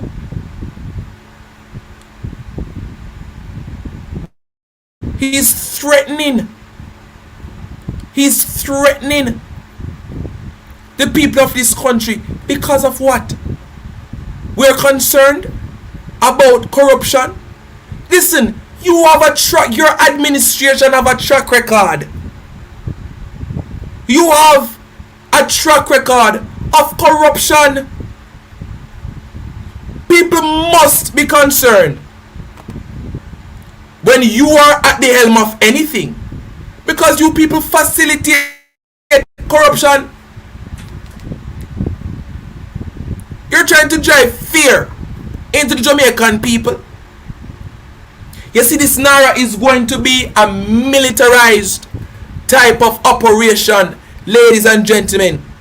Look out for it. The JDF, the JCF, they will be playing a major role in the operations of NaRRA. Look out for it. Look out for it. Look out for it. Everything is intentional. Everything is intentional. Look out for it. I've said it before, NaRRA will be used as political leverage for the Jamaica Labour Party. If you're not willing to side with the JLP and to help him secure that 4th term, you will not benefit from NaRRA. That is my opinion. Those homes that they're talking about and the community that will be built, I don't think no PNP supporter is going to get it. It is all setting up, ladies and gentlemen, to be his ticket to his 4th term. This Prime Minister wants another term, and he wants it now. He has his eyes on the 3rd term, and he wants it now. And I say this, I could be wrong. I don't think this Prime Minister is restrained. He has no restraint. I think he's willing to do whatsoever it takes to win again. Allow your imagination to run wild. I'll not say much on it. But I think the way in which this Prime Minister is putting his pieces together, I think he's willing to do whatsoever it takes to get him that 4th term. It is sad. It is sad. He will stop at nothing, and it is sad. There's absolutely no place for this type of militarization when it comes to NaRRA. What we needed was somebody who is very versed in infrastructure development, rehabilitation of housing, whether it be, that is the type people who has the know-how when it comes to disaster response. Not some highly decorated military figure. What does that have to do with anything?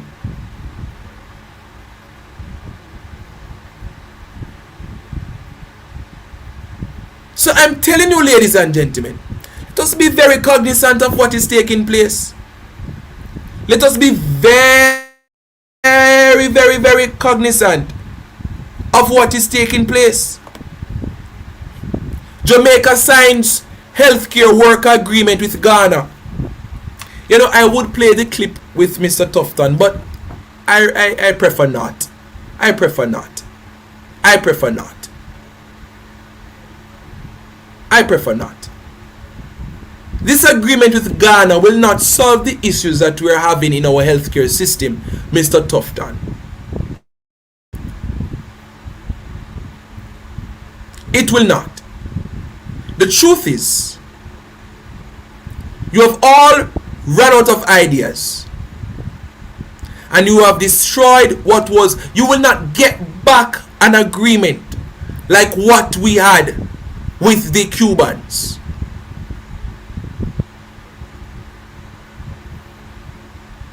What we had with the Cubans, ladies and gentlemen, was set in stone, and we were sure about what we would have received in terms of quality, in terms of consistency with the Cuban program. This, and I'm not bashing Ghana. I am not saying that we don't have qualified medical personnel from Ghana. That is not what I'm saying. What I know for sure is that it's going to cost us more, and it is we, the taxpayers, who will have to pay more to facilitate these people. And there is an uncertainty as it relates to the quality of healthcare that we will receive.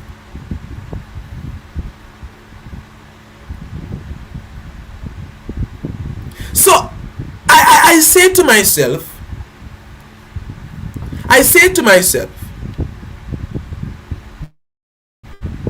the government knew exactly what they were doing when they ended the relationship with Cuba. Somebody is benefiting out of this. You know what? Somebody is benefiting from this agreement with Ghana. Remember, the Prime Minister went to the continent some time ago, you know. Somebody is benefiting from this. This is the legacy that they want for the JLP. The Cuban relationship is PNP something. So they have to destroy what was accredited to the PNP and to start their own agreements.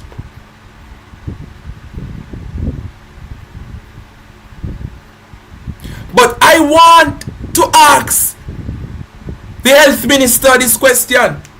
Are you aware about the mounting concerns regarding credibility of some of these medical personalities? Let us take a call. Go ahead, caller. Mr. Perry, question. With NaRRA and the CEO, is it the NaRRA money going to pay the CEO? Is it? No, well, based on what I'm getting to understand, caller, the amount of money that will be going through NaRRA, I wouldn't be surprised if it is the money from NaRRA that will be paying the CEO. But Mr. Perry, aren't you always not easy? Because Jamaica, the situation right now in Jamaica, NaRRA don't need no CEO to go pay, because I can bet it's out of that same money that CEO is going to get paid. And the person who he has chosen questions that name too. Yes. Because it's the same way money will be moving unaccounted for. With this man, with this Anderson. And then isn't Anderson he was what, ambassador or something like that? Yes. Just recently? Yes.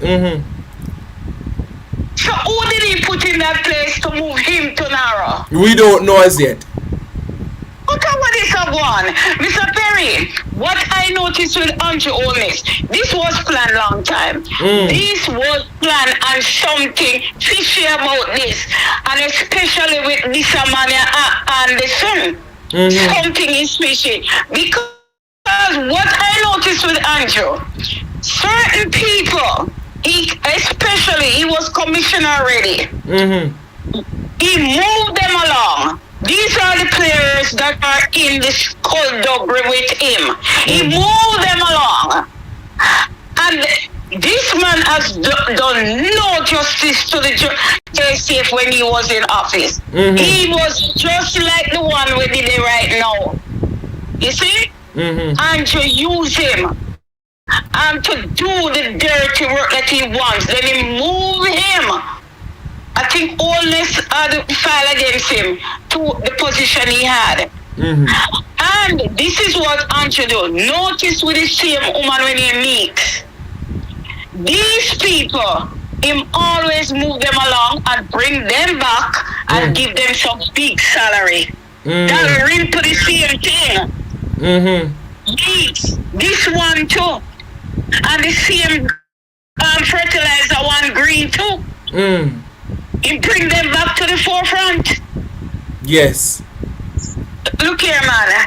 Jamaica people don't see what I want. This well cook up, you know. Yeah, man. I believe in NaRRA.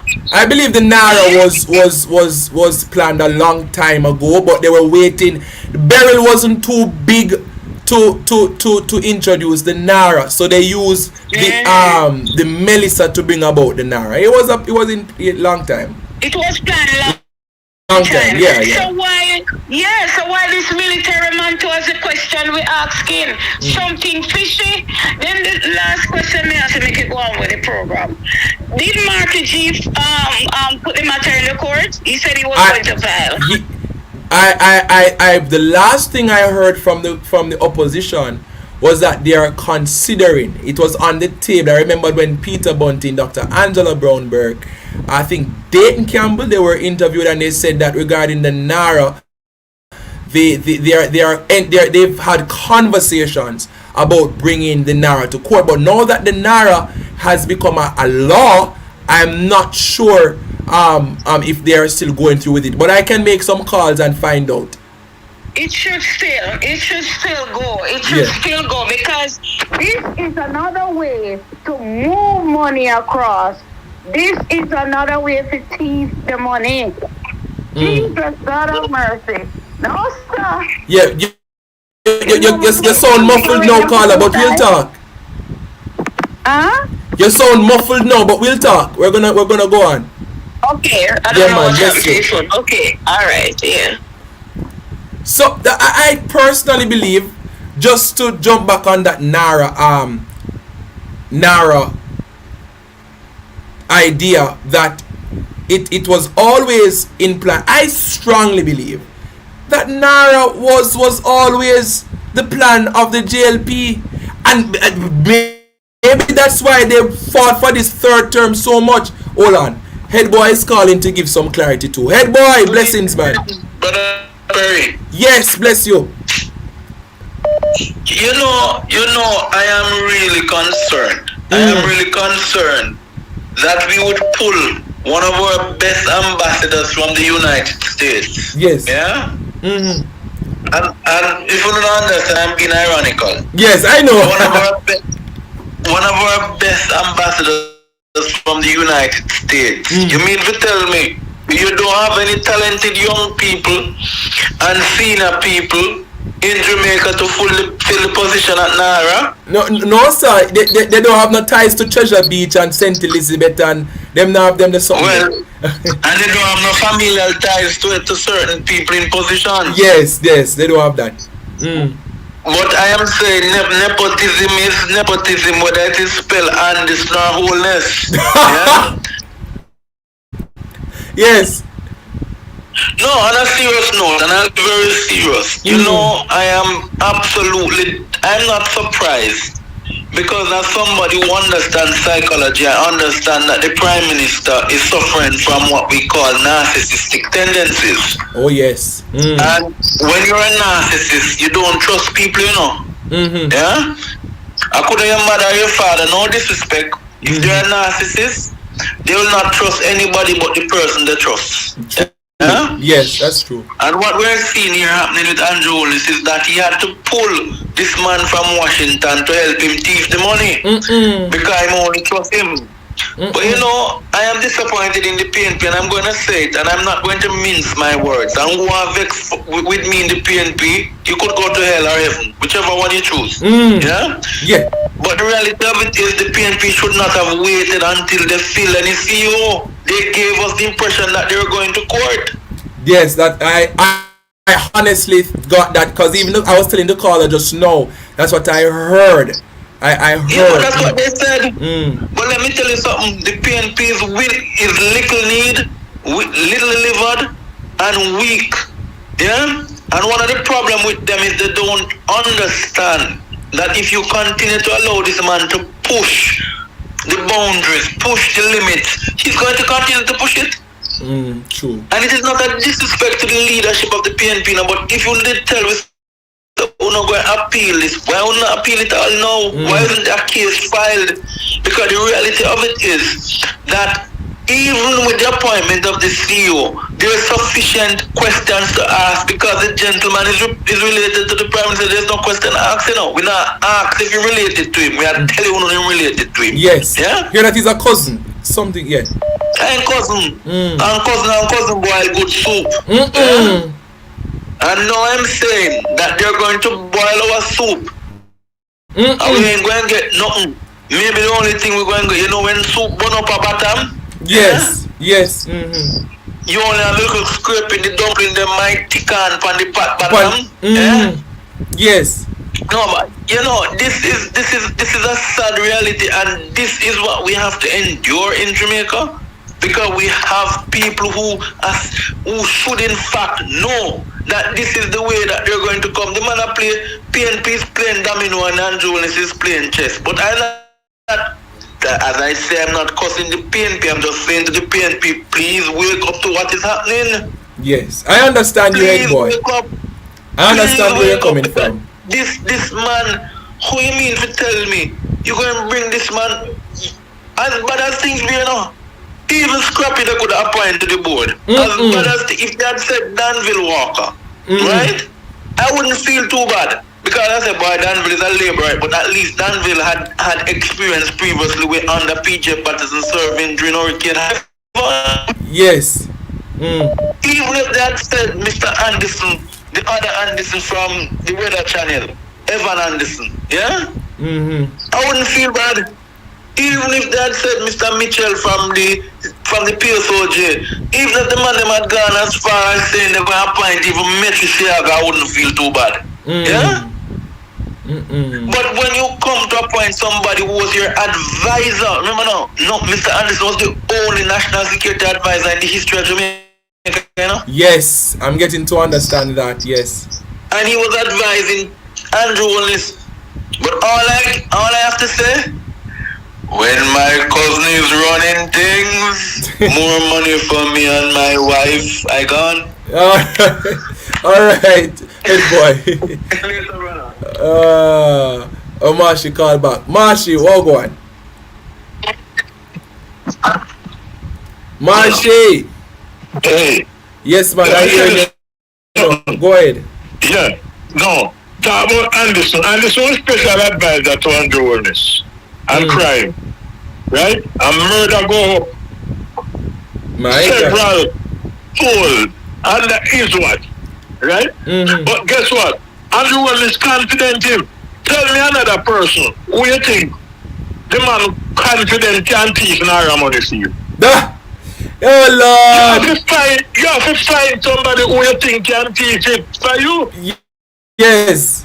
That's why he did it. So I'm not to get somebody who is confident in. You tell me somebody else. Unless you didn't go shift Tufton. Because Tufton know how to overrun things. You understand? He never put somebody like Warmington. Yes. Because but somebody know. Warmington near thief, but he no damn thief. So you have to get somebody who you're confident. Yes, so we'll do it. This man, who would be trying to draw to the man? The man who just pure thief, the man and the man and then to the thief. I'm going to tell you this.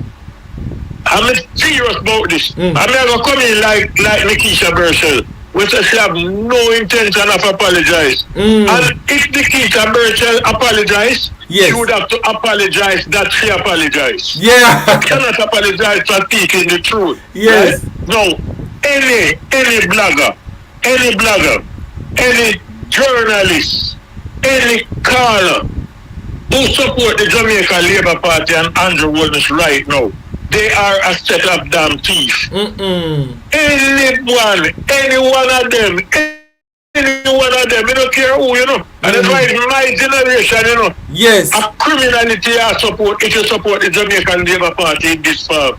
Because tell me what Andrew Willis do when we look like thieves.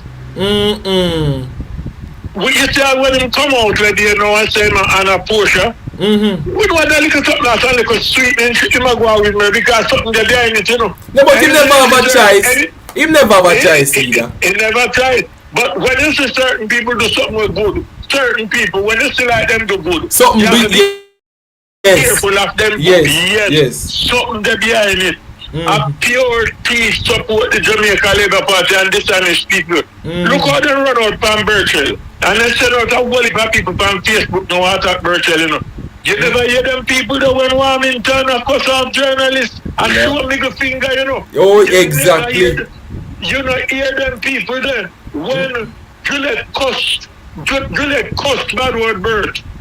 When she tell her the member of her constituency and cuss her woolly for nasty word, you know. You know, hear them, you know. When the policeman beat up the 82-year-old man in a Bounty Green Zero. Yes. You don't hear them people there. No. Well, right. But no, somebody stand up to Miss Agnes. Let Miss Agnes know that they're not afraid of her. Because man, if you tell Miss Agnes the truth, and Nikisha Burton, tell her the truth. But she not like it, that's a fair business. What Juliet needs to come out and do? And tell her, just tell we say, no me not say she do it. What she should do, the time when them say bomb threat up a prime minister house. Yes. Juliet Holness, Andrew Holness, second tell we say, and she did a bus Andrew ass up there. Why the bodyguard them have to call police? Because then still bang around there go on up at the house. When they contact about bomb threat. I rest my case. Thanks, Marshy. Blessings. Ladies, it's how much likes we have on the live? Because if we don't reach at least 450 likes, you know, a joke we a joke. Somebody tell me how much likes we have. Boy, ladies and gentlemen, this NaRRA thing though, I'm telling you. I tell you. My God. Woo! Lord help us. Somebody tell me how we doing with the likes. No, hey, let us get the likes up. Almost 1,000 people here. Come on, ladies and gentlemen, take a minute and like up the live. Alright. Let us clarify the whole thing about bringing the government to court over NaRRA. Let me clarify something. So now let me make it very clear. You don't always have to wait until a bill is passed to bring a bill to court. Under the pre-enforcement review, courts can sometimes evaluate a law before it takes effect, provided your situation meets strict legal requirements. Alright?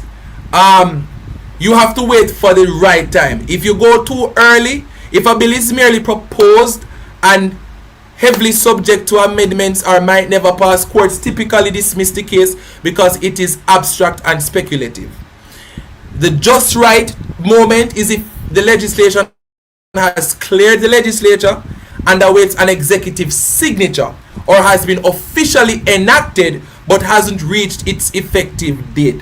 Courts may hear the challenge if the imminent harm is clear. So it is normally encouraged to wait until a bill becomes law before you challenge it in court.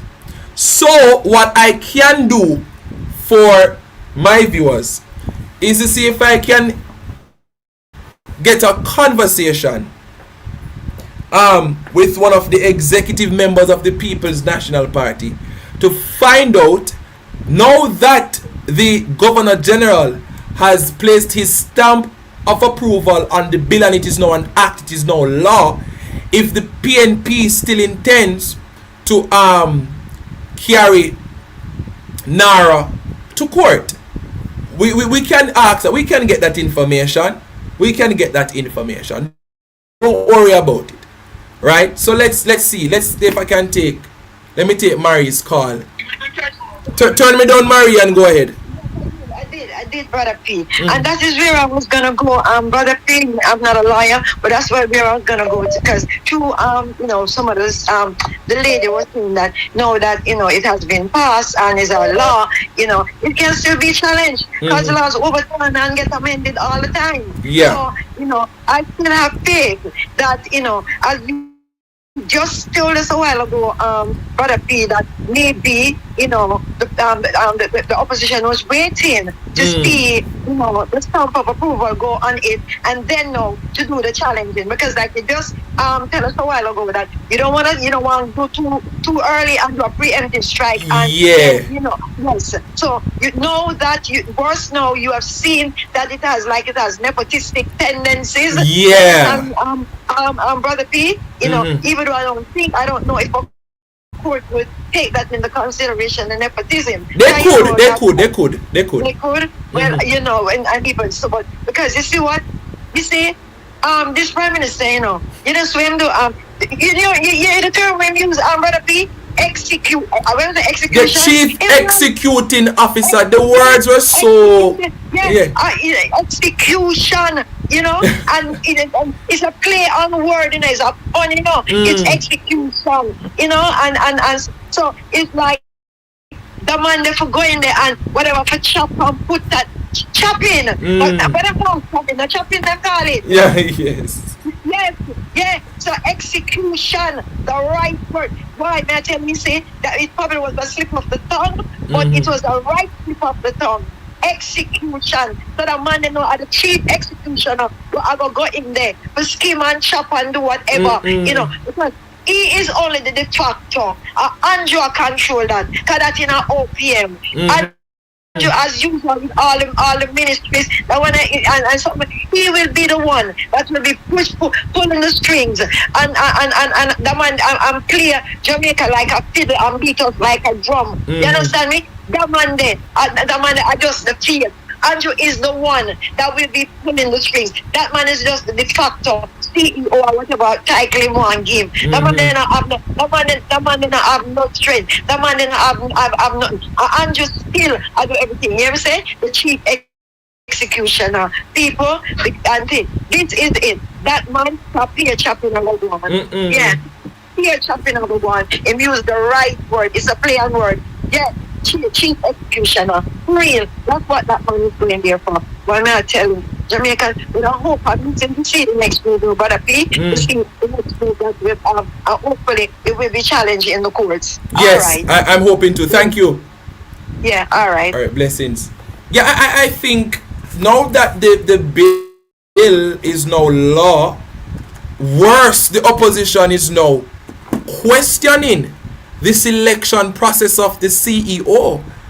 Only 55 likes to go. Let's get there, ladies and gentlemen. Now that I think the opposition is being strategic.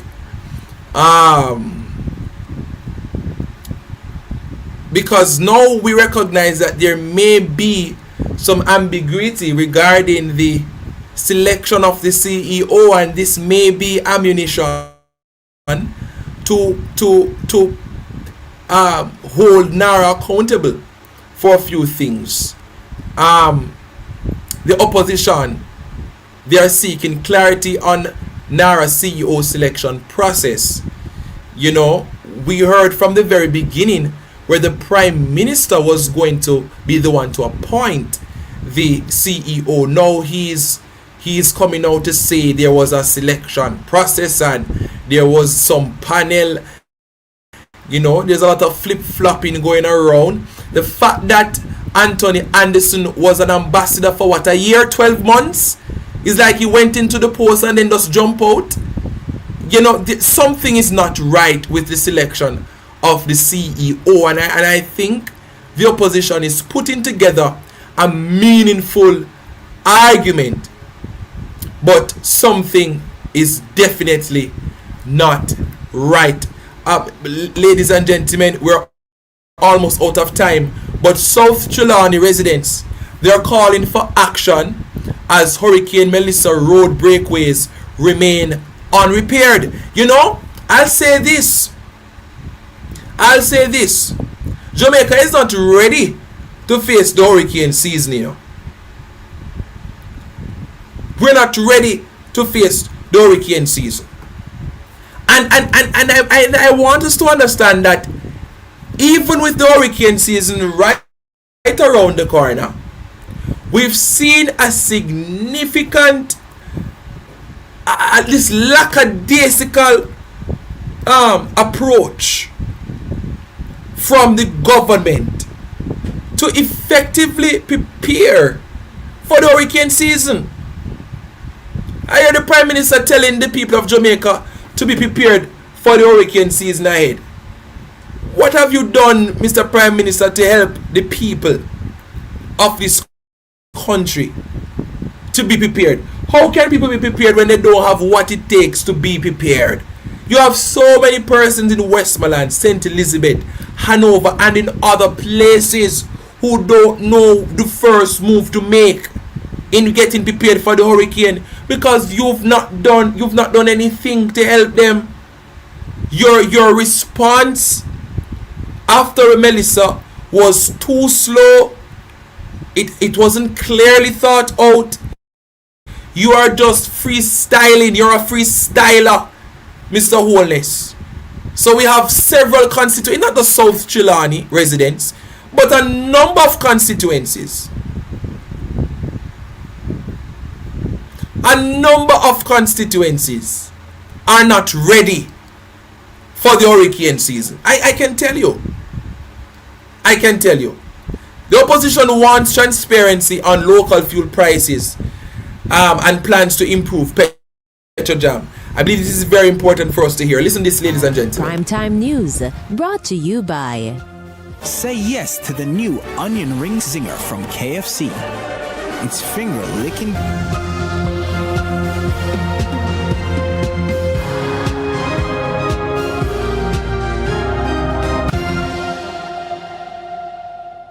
Welcome back to Primetime News. Special welcome to folks on OneSpotMedia.com and those of you watching on TVJ International in the Cayman Islands. Up first this evening, with global oil prices pushing up the cost of living, the opposition PNP is calling for transparency in local fuel prices as well as plans to upgrade Petrojam. Opposition spokesman on energy Philip Paulwell raised the issue at the PNP's recent annual conference of the Springfield Division. $4.50, a familiar cost signaling the weekly increase in gas prices announced by Petrojam. Every Thursday, you see the price of fuel going up and up and up. On Thursday, March 5 days after the U.S. and Israel began to wage war on Iran, Petrojam was selling a liter of 87 gasoline for $154.38. Last week, on Thursday, May 21, it was being sold for $194.38. That means in roughly 12 weeks, Jamaicans have paid roughly $40 more for a liter of petrol. Take a minute to process that. Initially, the minister said that they had put a ceiling on the increases and that he's going to move the ceiling. But I'm wondering when the price increase will reach the point where it doesn't represent a burden on the government, and whether or not we haven't reached that point where the government isn't trying to recoup and to make profit on the misfortune that this world is facing with the price of oil skyrocketing. Energy Minister Darrell Vaz indicated in April that the $4.50 fuel price cap would be removed. He said it would be replaced with a three-tiered system to align Petrojam price increases to global movements. Between March 12 and April 8, Minister Vaz said Petrojam absorbed $1.4 billion in fuel price increases. That means the full increase was not passed on to consumers.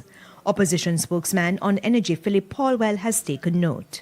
The government has failed Petrojam by not ensuring that some of the plans that we had to upgrade the refinery, to make it more efficient, to expand the refinery, so that we can produce more of the things that we need. All of those plans were in place, and the government has failed to implement them, and that's the reason why, because of imports, Petrojam has lost so much money.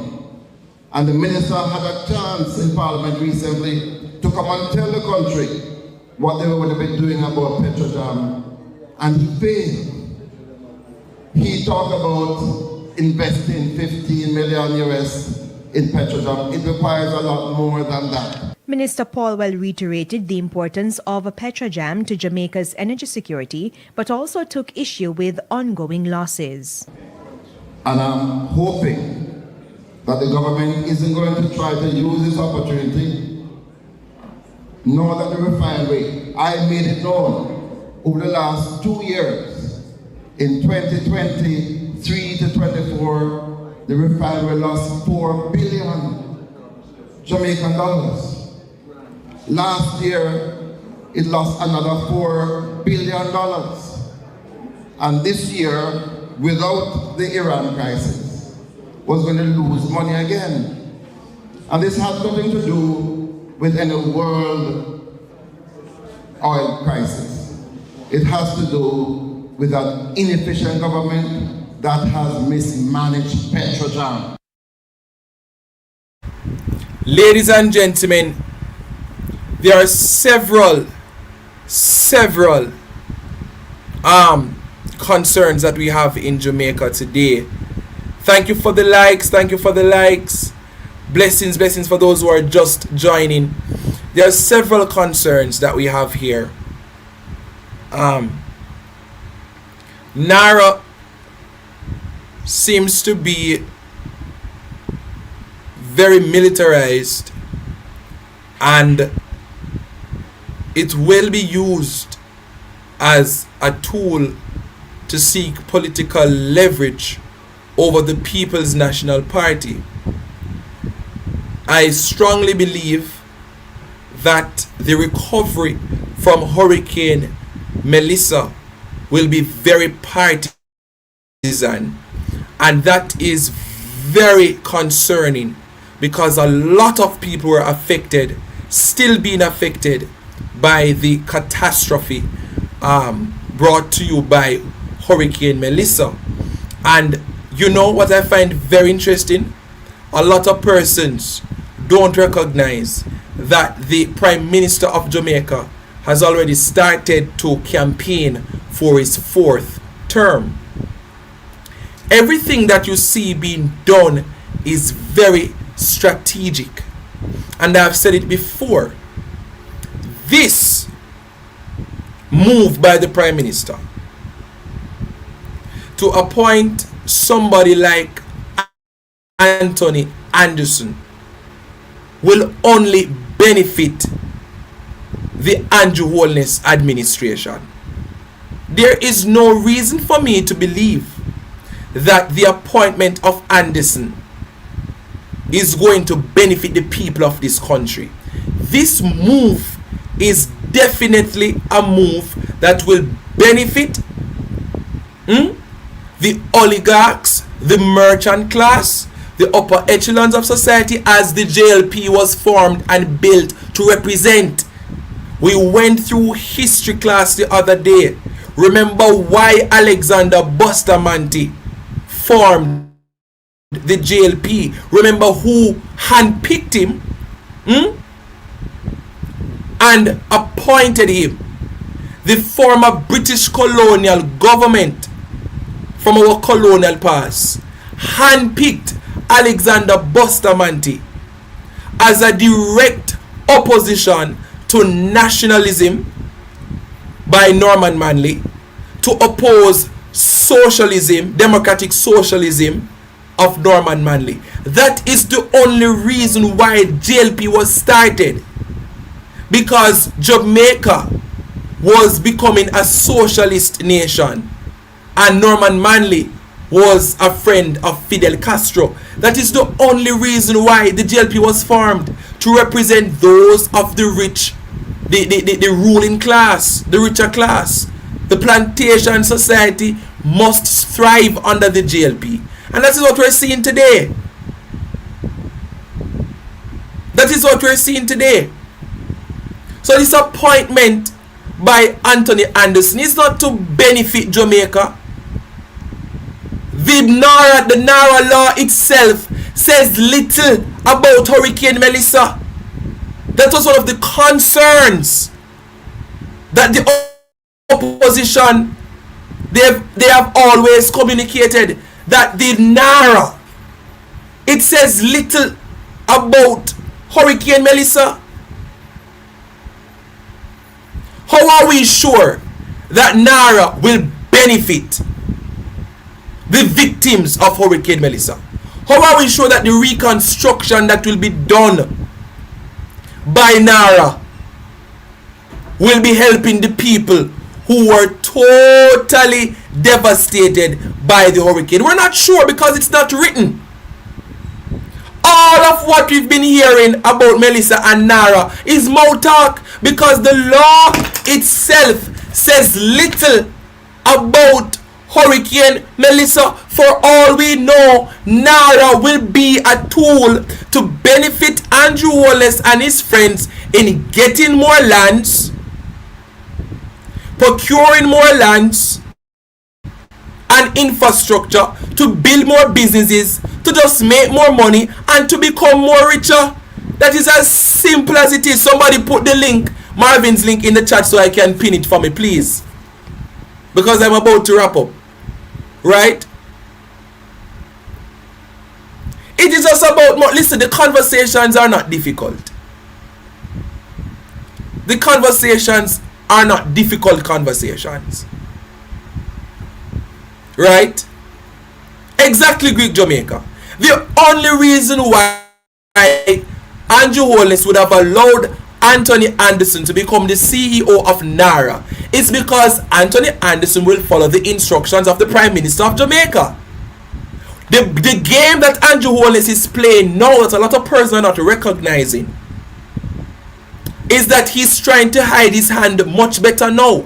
He recognizes that the Auditor General, the Integrity Commission, the civil society groups, and this opposition, they are under his skin day in, day out.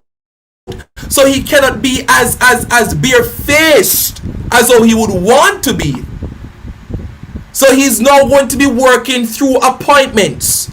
So a lot of appointments are being made to carry out his bidding, to carry on the corruption, so that more money can be made for Andrew Wallace and his friends. The conversations are simple. Andrew Wallace is trying to now master one of the 48 laws of power. And I suggest persons, I would suggest to people that they read the book, The 48 Laws of Power by Robert Greene. Because one of the 48 laws of power posits that you should never let anybody know your intentions. And Andrew Wallace knows these things. So he's hiding his hand more and more, because he recognizes that the opposition is not 14, it is 28. Civil society, they are willing to speak up. The Auditor General, she's firing. So what he's doing now is to carry out his bidding through his appointments. Andrew Wallace is playing a very intentional game. But here's my encouragement to the opposition, because you know I'm always here to defend the People's National Party when they are doing the right thing. Right? Because you know we stand on integrity. Thank you. I'm going to pin it in the chat now. Again, those who want to sign the petition, I'm about to stay a few minutes extra. So those who may not have signed the petition, because I see somebody asking for the petition, I'm going to put it in the chat and you all can go and engage it. One of these days I'm going to talk to you all about the power of petitions. Yes.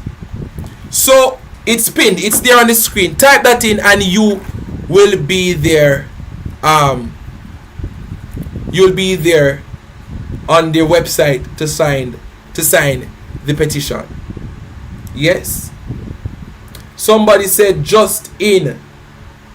Today, the United States announced an additional, I think I saw this in the news today, US $2.5 million in foreign assistance to support Jamaica's Hurricane Melissa recovery, bringing our total support to more than US $24.5 million in assistance. The funding will support the repair of hurricane affected houses and water systems as Jamaica transitions from relief to long-term recovery. The United States continues to stand side by side with Jamaica as it builds back better. Wow. I wonder where all of that money will be going. Straight into NaRRA. NaRRA, NaRRA, NaRRA. NaRRA, NaRRA, NaRRA. NaRRA, NaRRA, NaRRA. All of that money will be going into NaRRA. I'm telling you. That money will be going into NaRRA. But you know, I'll say this to the opposition. We then will pray and then we'll go.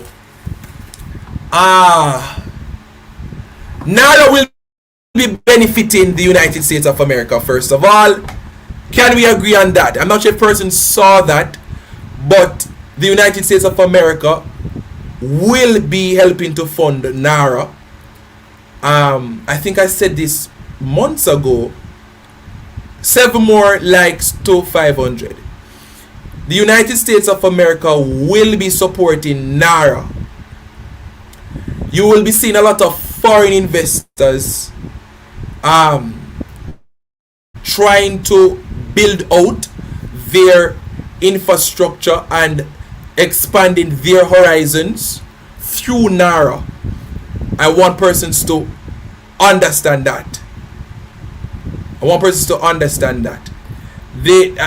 hear in the grapevine as well that there has already been talks about introducing new businesses to Jamaica under the umbrella of recovery, right?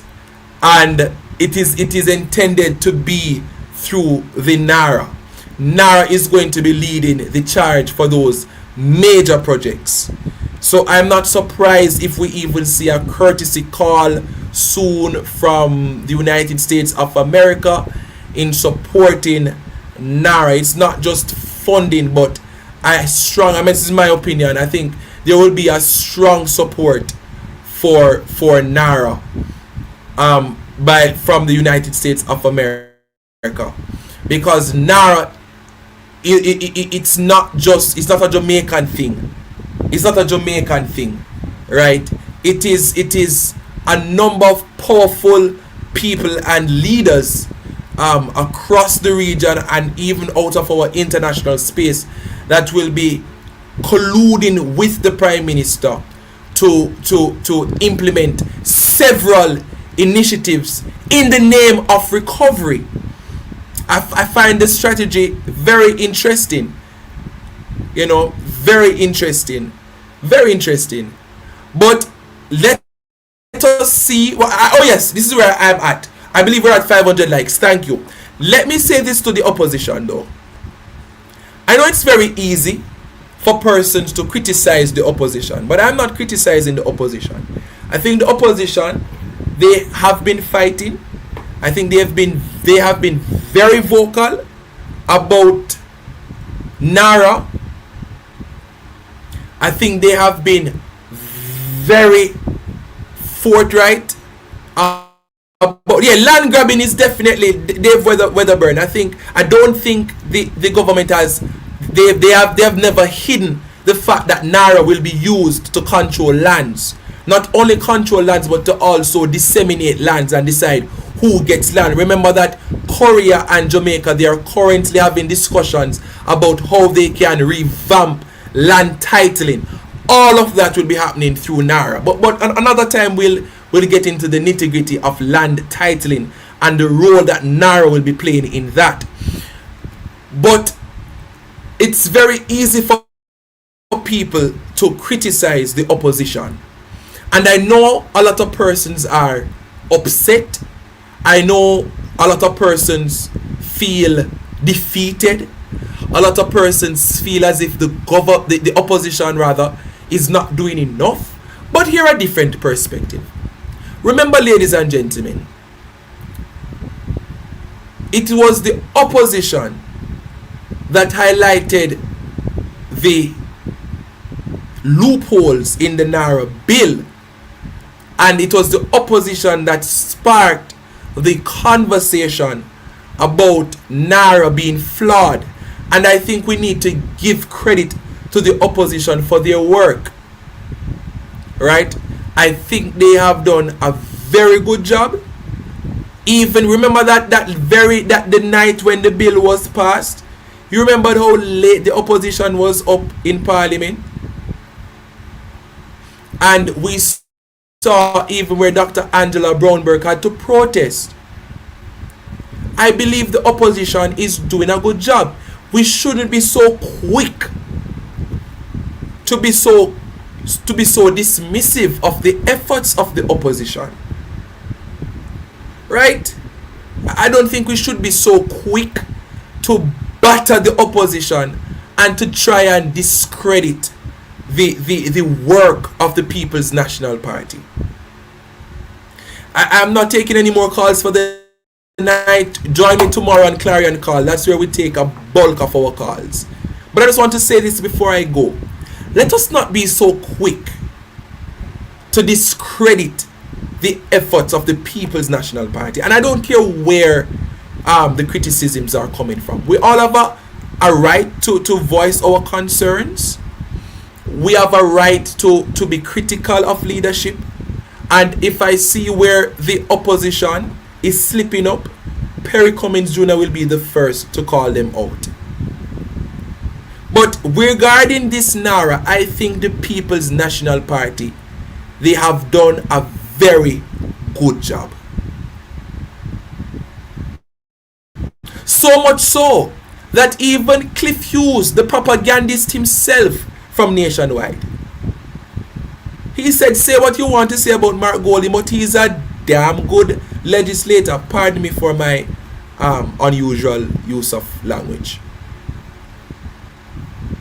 If we observed how Mark Golding operated in Parliament that night when the NaRRA bill was being challenged, I have to say hats off to the People's National Party.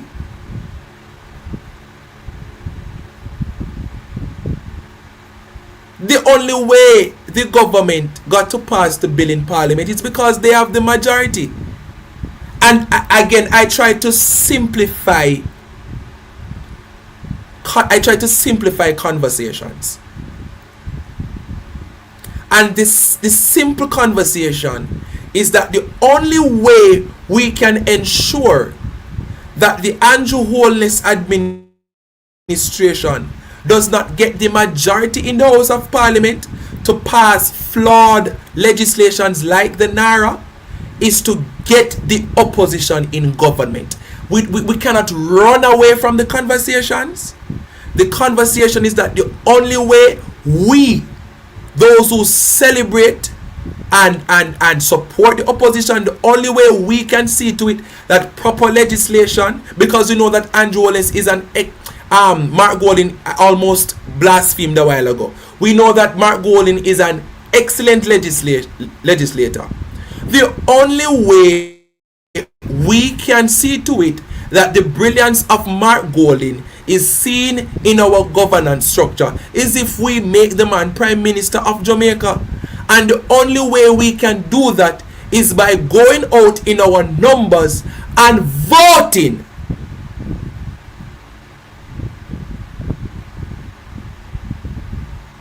I find it very interesting that even some of our bloggers,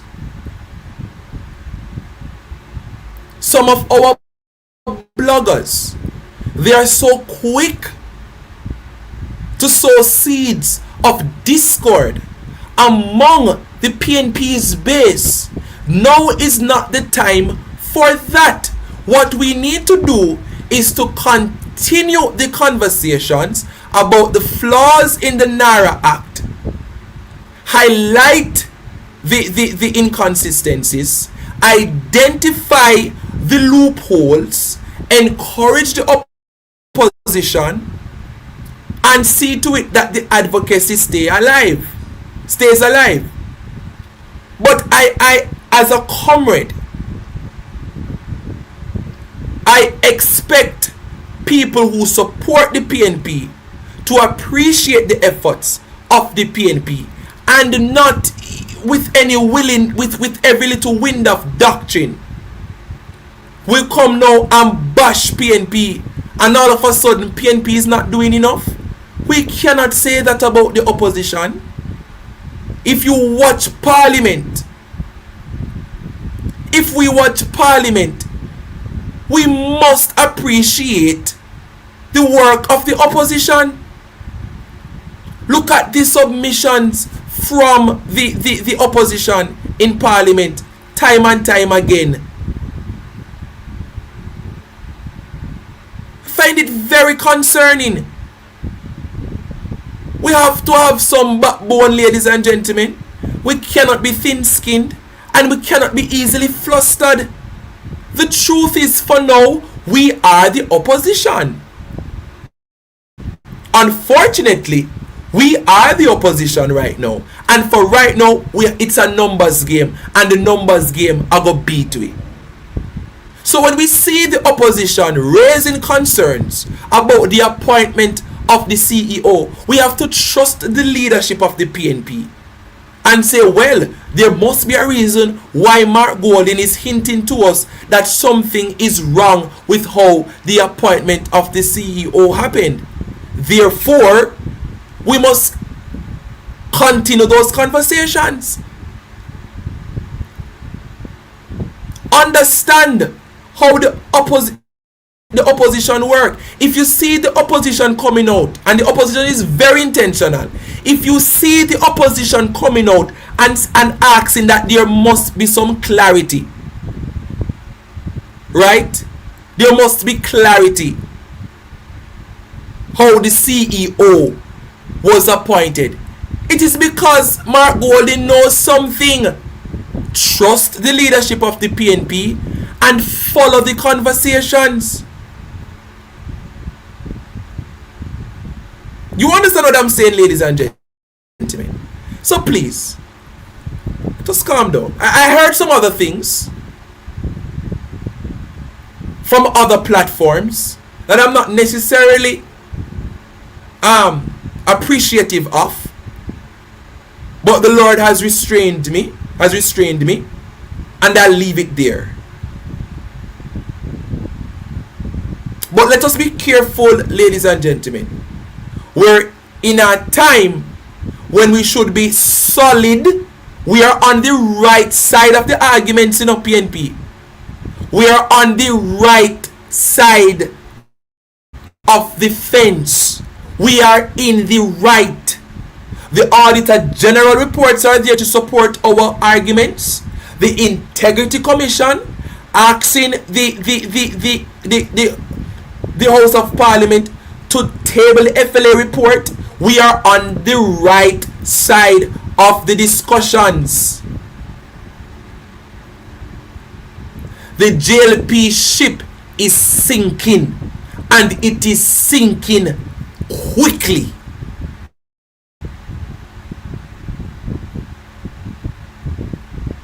So let us not be divisive. Let us not behave like Labourites. We are comrades. Research who is a comrade. Research who is a comrade. As a matter of fact, let me read the definition. And I want to end on this note.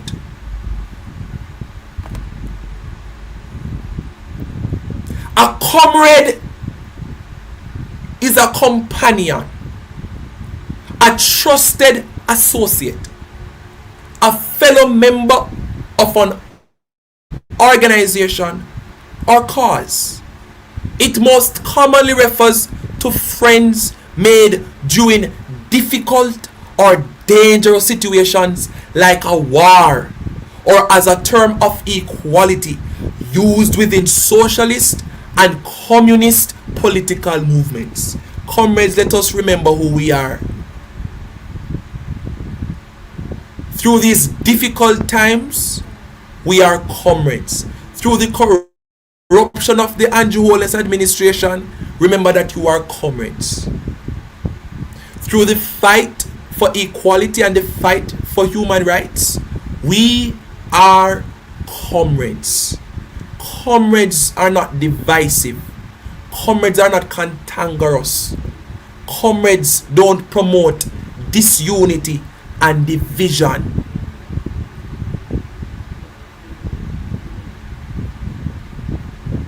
Let us be calm and collective and understand that the JLP will continue their corruption, and we have to accept them for who they are. We see them on the platform all the time. But even with this petition, go and sign the petition. I am always for a good petition. But let us not miss the point that we must go out in our numbers when election comes around. The voter turnout unknown Gyalis was very, very low. If Jamaica was tired of the Andrew Holness administration, thousands more would have went to the polls and voted for the People's National Party. Don't tell me that people went out and vote when we have only 30% voter turnout. It is stupidness. That argument is madness. That's madness. If we as a country is serious about getting rid of a government that we know is corrupt, let us not just sign petitions, but let us go out in our numbers and vote. So to all of you Jamaicans who are coming out on social media, beating Andrew Holness, talking about the unspent donations, I'm happy that you are speaking out. But go to the polls and vote.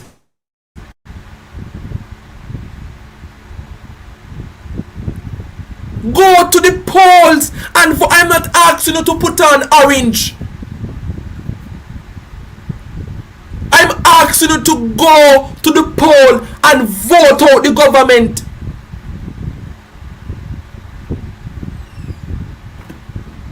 I think it's a simple ask. If you're frustrated with the government, if you believe that Andrew Holness is corrupt, he's not spending the donation money, he's not addressing the police brutality, if you believe that under this administration we've been seeing extrajudicial killings like never before, and it is a serious concern to you and your family, and you see no change, go to the polls and vote.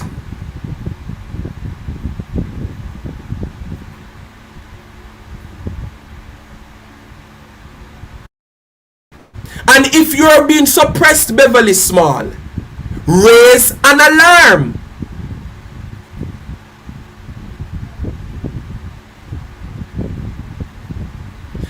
Don't tell me that the entire Jamaica went out and voted. 30% voted. Let us look at the numbers. Right? Let us look at the voter turnout. You know I talk with facts. If Jamaica was really serious, ladies and gentlemen, the numbers would have been different. The official preliminary voter turnout for the September 3rd, 2025 Jamaica general election was approximately 39.5%, with the final adjustments placing it at 39.96%. This was just a slight increase from the historic low record in 2020 at 37.9%. There wasn't any big increase.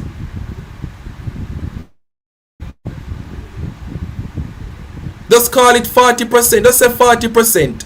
Come out and vote. Not even 50%, ladies and gentlemen. You can't want change government and you're going out at 40%. Where are the rest of the Jamaican people who should be going out to vote? Where is the rest of Jamaican people who are not voting? So this argument that PNP and JLP are the same thing, so me nah go vote because them are the same thing, then you're never going to see change. When a voter, thank you unknown Gallus, when voter turnout is low, ladies and gentlemen, it is easy for you to manipulate the results and to steal elections. That is what I'm trying to communicate to you. If we had a 60% voter turnout,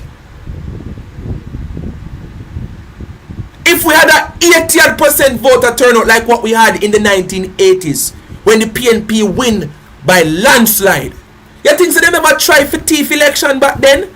But when the voter turnout is too high in favor of a party, you can't thief it. It's hard for thief the way there. So I'm just saying this to the people of Jamaica. Sign all the petitions. I signed the petition too. But when voting time come around, go out in your numbers and get in the administration that you want. If you are tired of the Andrew Wallace administration, get out every Jackman boy and girl. Go and vote early.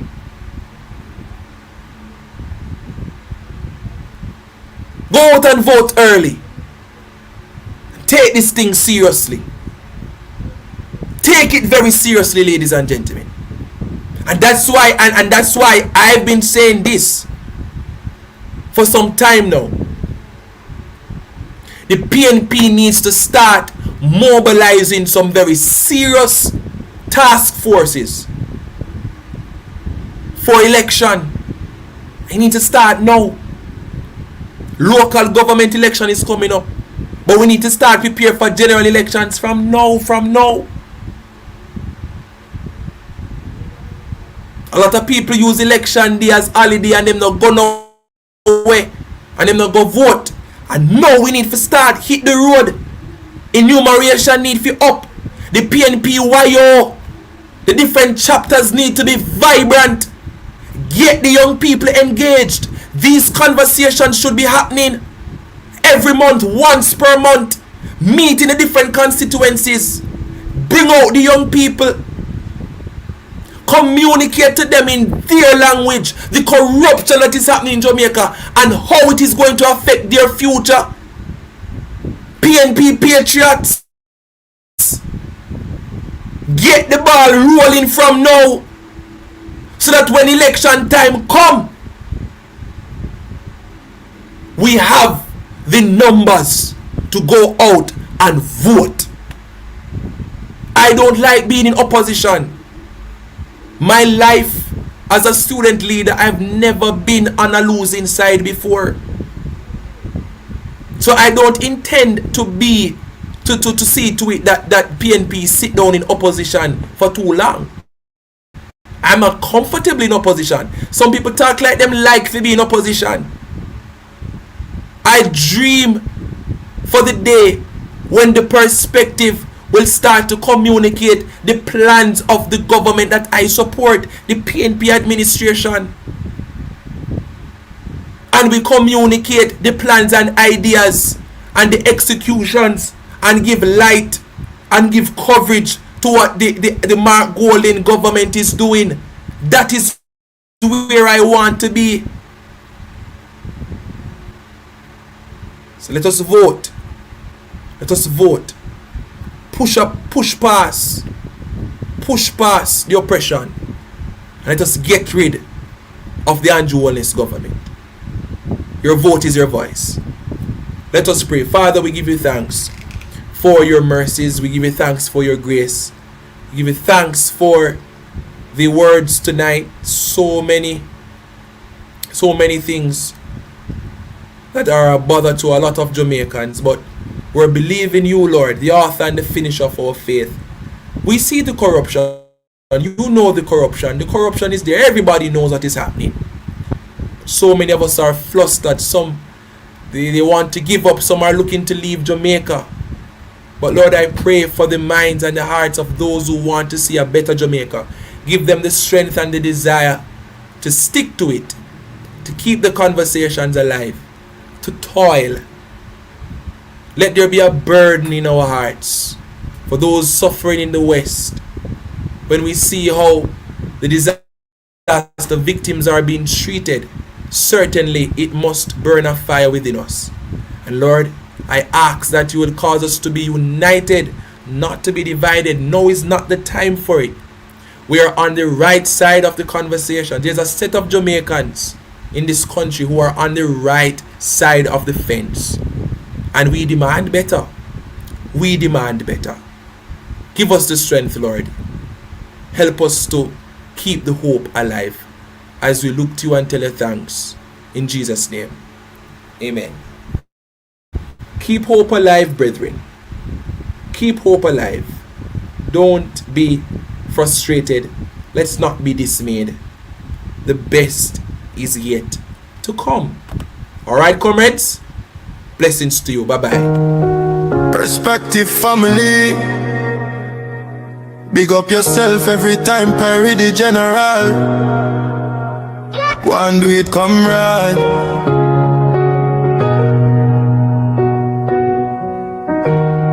Word is love. Where we are go do? Police them a kill off, use the tree on the roads. Where we are go do? The price gone up on the JLP let loose. Where we are go do? Times hard and politicians don't have a clue. Where we are go do? Where we are go do? Aye, time for trust and keep the faith to help us win this race. Poor people now no food, all them see a empty plate. And the rich them getting richer, them fi burn up in the lake. Promises they make, but enough of them are fake. But black love divide, put politics aside. A time for we unite, a time for do the right. We have to start by speaking truth and not the lie. Perry set the trend, we have to unite. Pressure it a boil, farmers them a toil.